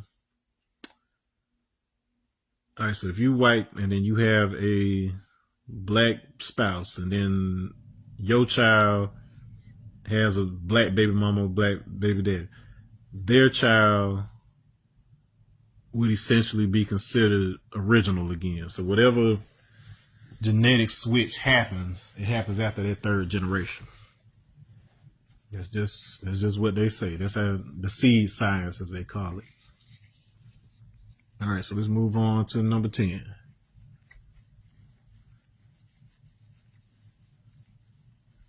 So I got about an extra hour. Okay. Number 10. It asks. Okay, so I'm going to just make a subtitle of this. We're going to call this Muhammad and the Devil, how he felt about it. Okay, so it says here, why did Muhammad and any Muslim murder the devil? What is the duty of each Muslim in regards to 4 devils? What reward does a Muslim receive by presenting the 4 devils at one time? The answer given is because he is 100% wicked and will not keep and obey the laws of Islam. His ways and actions are like a snake of the grafted type. So Muhammad learned that he could not reform the devils, so they had to be murdered. All Muslims will murder the devil. They know he is a snake, and also if he be allowed to live, he will sting someone else. Each Muslim is required to bring 4 devils. The reward for bringing and presenting 4 at one time is a button to be worn on the lapel of his coat, also a free transportation in the holy city, Mecca, to see Brother Muhammad.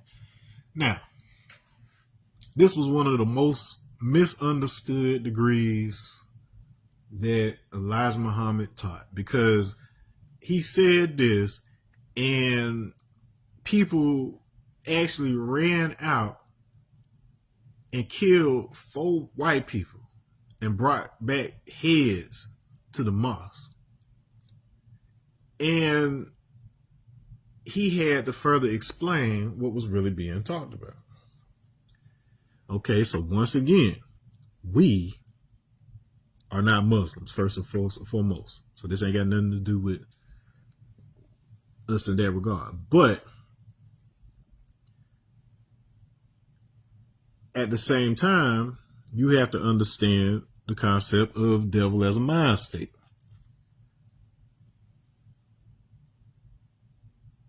Once you, so there's 4, and there's actually a bill, like a pretty extensive bill.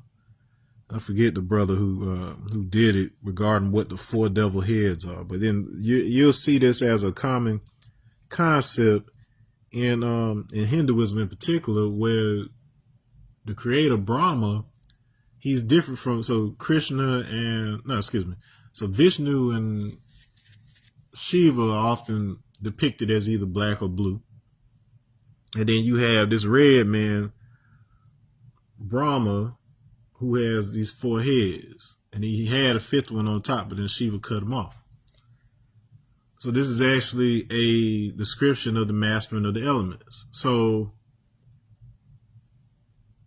through alchemical knowledge, once you realize that there is a point in the center that all 4 of those elements derive from and that they answer to, you pretty much are talking about the power of centering oneself in order to be able to access the Akashic record,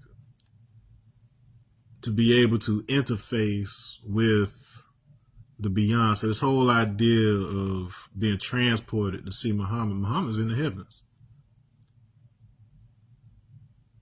All this is talking about is balancing, tempering, if you will, these things within yourself to extinguish the devil. You had a forgetting when you came in here. They due to the cycle. So that thing, it didn't just cross. That's a map. This is the point of conception, Musoni. This is the point of birth, Kala. This is the point of maturity, which is Mpemba. This is the point of death, which is Luvemba. And then this is the part where you're preparing for your next incarnation. So this line right here is the Kalunga line. This is the world of the living. So we'll call this the physical.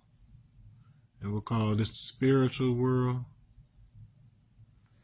All you ever see is 180 degrees of that, and then that's what we call matter. So that upside down. So you either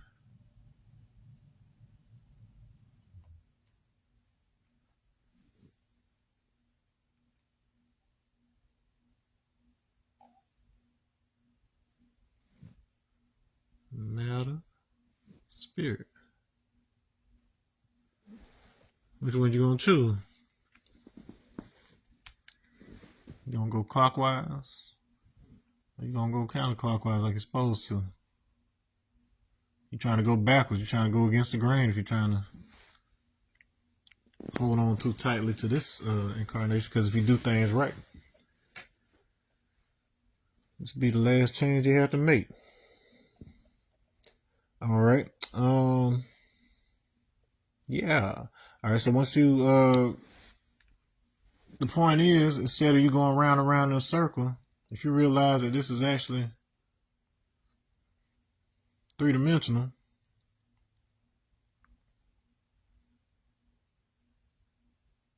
you instead of you going around and around the base, you move up to the apex, to the ether, the Kosh. Read the information. You have to bring the elements together like puzzle pieces in order for you to see the missing pieces. All right? That's elevation. That's Shivata. That's being one with God right there. All right. So let's move on to the 11th degree. So remember earlier I told you with that Musa degree, the wisdom degree, that we wanted to also look at this 11 because he was talking about 11,000 years ago. It says, have you not learned that your word shall be bond, no matter to whom or what? Now that's an important degree right there. The answer says, yes, my word is bond, and bond is life, and I will give my life before my word shall fail. It's that serious. You are your word.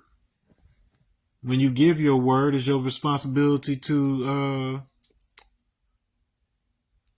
be accountable to that word and to honor that word. Now, circumstances can be such that you're not always able to keep your word. You told somebody that you would be there at 5 o'clock, and then at 4:45 a meteor falls on the highway right in front of you. You can't get around it, so there's no way you could possibly get to them before 7 o'clock.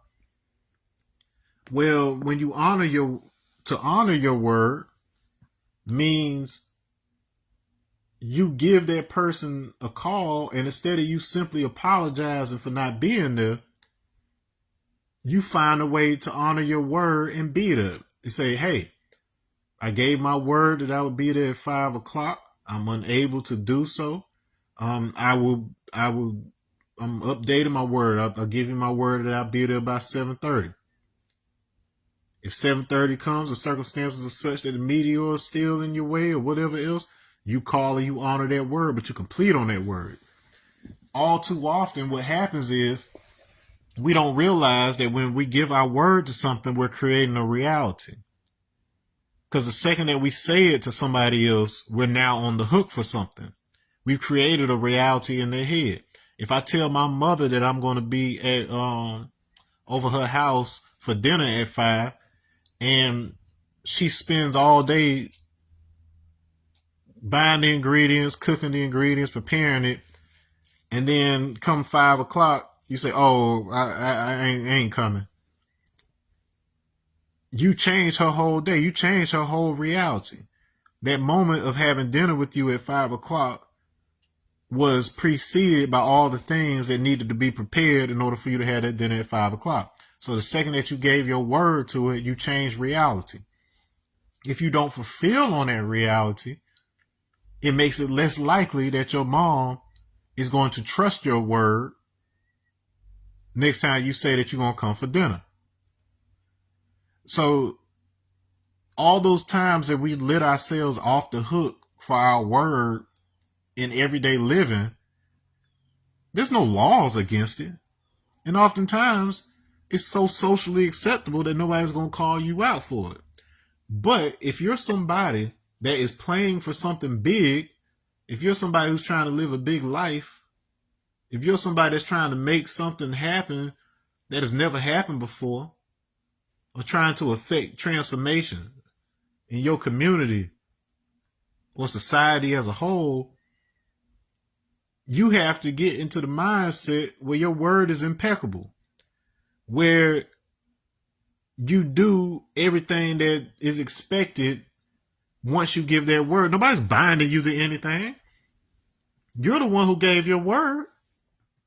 Don't get mad at somebody else because you the one that told them you were doing something. If you weren't going to do it, don't give your word to it. That it's that simple. Stop telling people you're going to do things you ain't going to do. It's better for you to never have said it at all than for you to say it, create an expectation, and then don't fulfill on it. I used to hate when my mom used to do that talk because when I was staying with my grandparents, my mom, she was still like working, trying to get on the feet and stuff, and she would tell me some shit like, I'm gonna buy you Nintendo 64 for Christmas. I'm like, that's all right. I'll just, in my head, I was like, I just asked grandma and granddaddy, I know you may not have it this year. I ain't gonna press it, whatever else. But then she would insist, no, I'm gonna get it. I was like, all right, so I'm gonna believe you. You say you gonna get it. I'm not gonna ask them. And then all of a sudden, for whatever reason, she don't do it. And then I could have had it if I would have just asked grandma and granddad in the first place. But what I learned growing up was that I would give people the chance to honor their word. I wouldn't be disappointed if they didn't.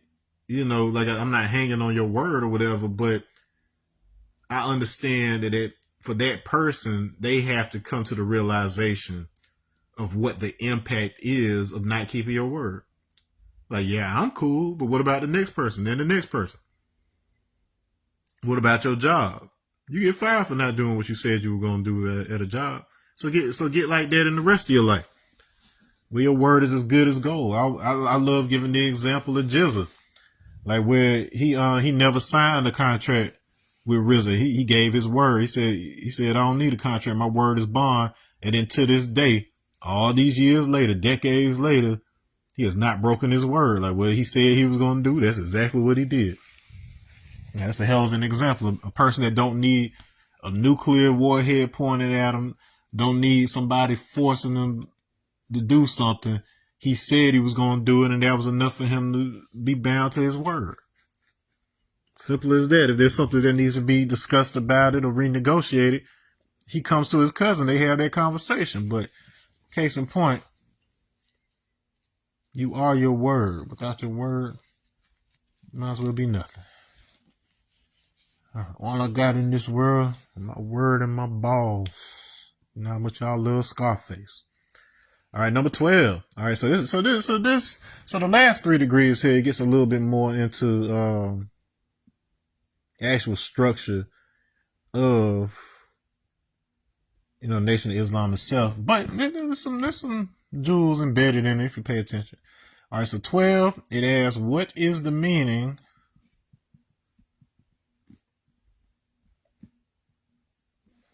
of FOI?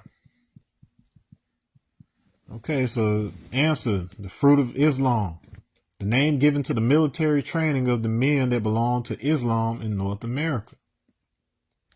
All right, so this was a specific type of training, specific type of teaching. All right.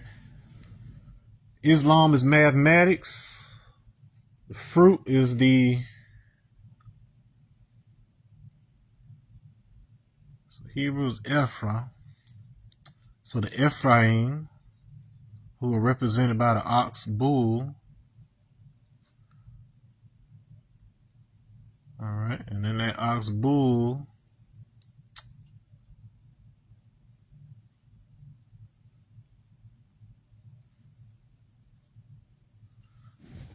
so the bull hieroglyph, the ox hieroglyph, it evolved into this in Phoenician, and it eventually became the letter A, which we associate with Allah in the the supreme alphabet. Okay, so Ephra means fruit. So the fruit ones, fruit of Islam. Okay, so it's a sneaky hidden in there. 13. told you to pay attention to 13, that 13,000. Let's see if there's anything of interest in here. What is the meaning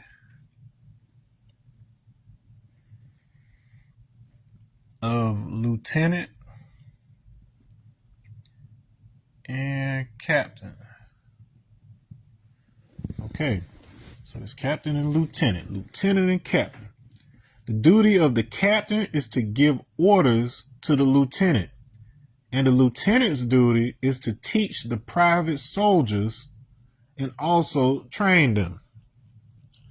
Okay, so let's go back. So 2 was Musa trying to civilize the devil. 11 was my word is bond. So you teach people how to treat you through your ways and actions. The sun, so this is the science of sun, moon, and star. The sun does not chase after the moon. The sun does not chase after the planets. The sun stays where he's at. Minds his fucking business. The sun, because of who the sun is, he shines. And the planets, through gravitation and rotation, fall into order. The sun is not simply a central object. It is central concept. So the shin, that's where the shine comes from. So that's your spark of divinity. We live in a toroidal reality in terms of fourth dimension. And that toroidal reality impacts our 3D reality as what allows degrees of motion. And because it is toroidal, any point on that surface experiences itself as if it's the center of the whole structure. Because all points are equal. This is equality. To rise above said equality is to become the one that escapes from the limitations of time long enough for you to see the structure of time. To see that you are the one projecting your reality. You are the light that's the projector. You aren't the only light. Everybody has it.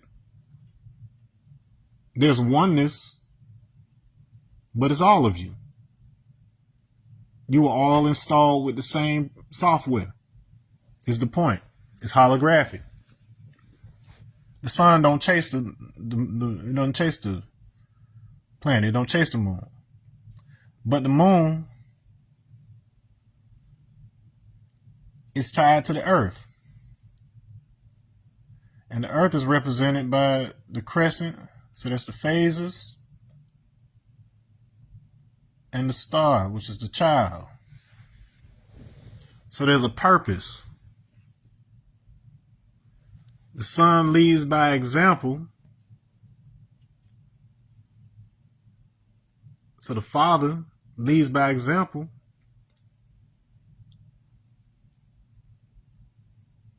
His wife, his woman is his reflection. So he shines on her. And she in turn creates the child. And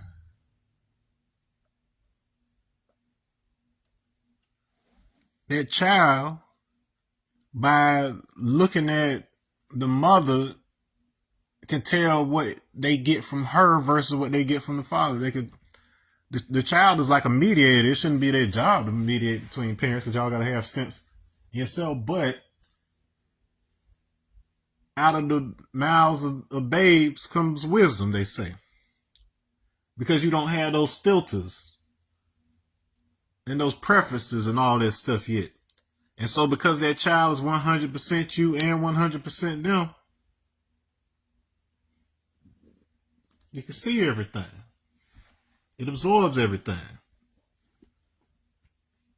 And so when we talk about the duty of the captain is to give orders to the lieutenant. This is captain. This is lieutenant. And then the lieutenant trains the private soldiers. So Adiyogi, so the reason that Adiyogi Shiva is associated with this crescent moon, and because remember that star is Shiva Panchachakshara.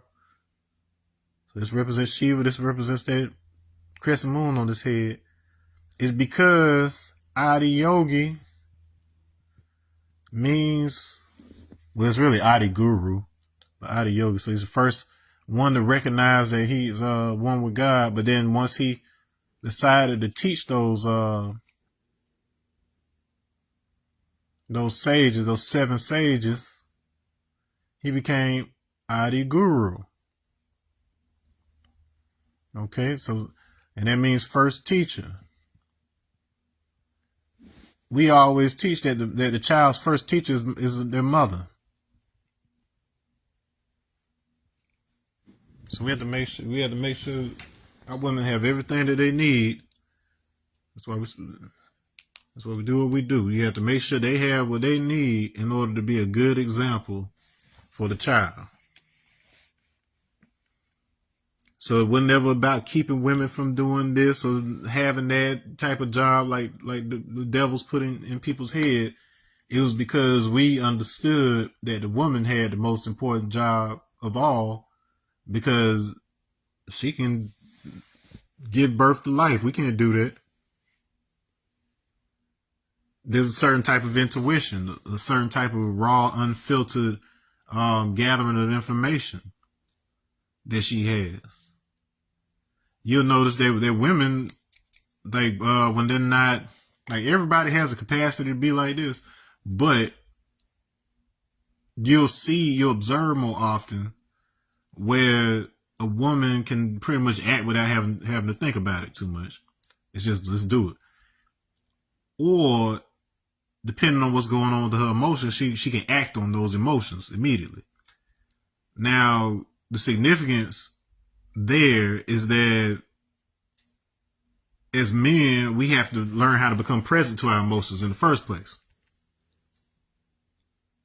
Whereas for the woman, it's just as real for her as whatever's in this physical reality. That's the relationship she has with it. So unfortunately, sometimes that can manifest as us not having any idea why she's reacting how she is, or she's taking an action. Like, what are you reacting to? What informed that action? Because you don't understand her emotional space that she's navigating. And so we learn that. That's why we are the observer, because we learned that from watching her. And then we could watch her actions. And then rather than us trying to change her, we adjust ourselves accordingly. Because if we position ourselves right, there's certain actions that can't be taken. And unfortunately, some men, they take that as an opportunity to try to control women by, threatening to take away resources. There's a lot of women that are only in their current situation because they don't feel like they have anywhere else to go if they disappoint this man and he put her out. So that's an unfortunate circumstance for the people who are experiencing it. But if you look at the story of Shiva and Parvati, whose name also means mountain incidentally, she the daughter of the mountain. So Sinai.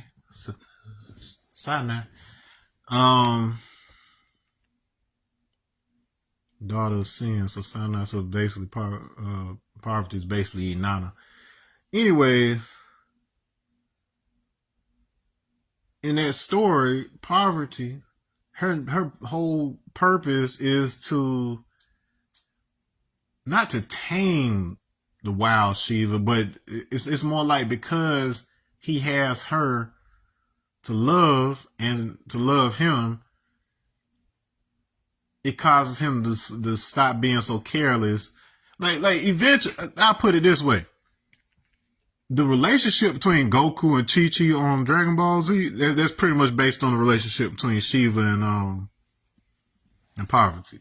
Basically, because Goku's a wild man, and then if it wasn't for the fact that he bumped his head when he came to Earth, and if it wasn't for the fact that he had his wife, Goku would just go out there and just be fighting all kind of crazy aliens and doing stuff. Like, he still ends up doing a lot of that anyway, but not nearly to the degree that he would have if it wasn't for the fact he had Chi Chi to kind of rein him in.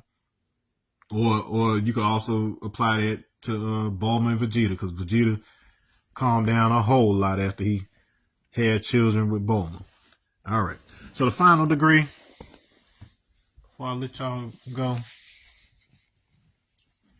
the 14th degree.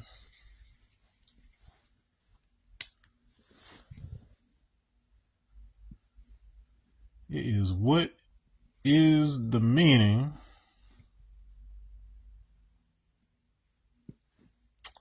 of MGT and GCC? Okay. So this is Muslim girls training in general civilization class. This was the name given to the training of women and girls in North America. So we had Fruit of Islam for the men. Here we got Muslim girls training. Ooh, goodness, excuse me. In general civilization class for the girls in North America. All right, teach how to keep house, how to rear children, how to take care of their husbands, sew, cook, and in general, how to act at home and abroad. These training units were named by our prophet and leader of Islam, W.D. Fard. So they basically had a whole curriculum based on how women should behave and act. Now, mind you, when Islam first came to, became prevalent,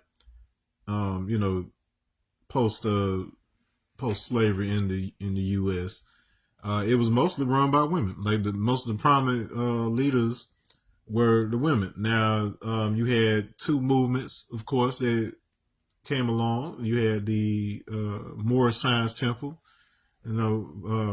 as per Noble Drew Ali, and then, of course, you had Fard Muhammad, who taught Elijah Muhammad the lessons and things. And so that is around the time where you really started to see the switch, where while women were respected, you did start to see some of the men starting to take that as, being controlling of the women. It's kind of like what you see over in the East with some of them devils that are into Islam and whatnot. But this should be something that is not imposed on somebody else, but something that you choose to do. In terms of just to say that if you wish to have certain things in life or whatever, I can't just walk into a job holding my nuts and my pants sagging if that's the kind of job. If I want a job where I can do that, I'll just make music and stuff like that. That's why I was a rapper, because I ain't feel like pulling up my pants for nobody. But I'm just saying, you dress for the job that you want. And that was also a source of empowerment for the women, so long as that was something that they wanted and that they took pride in.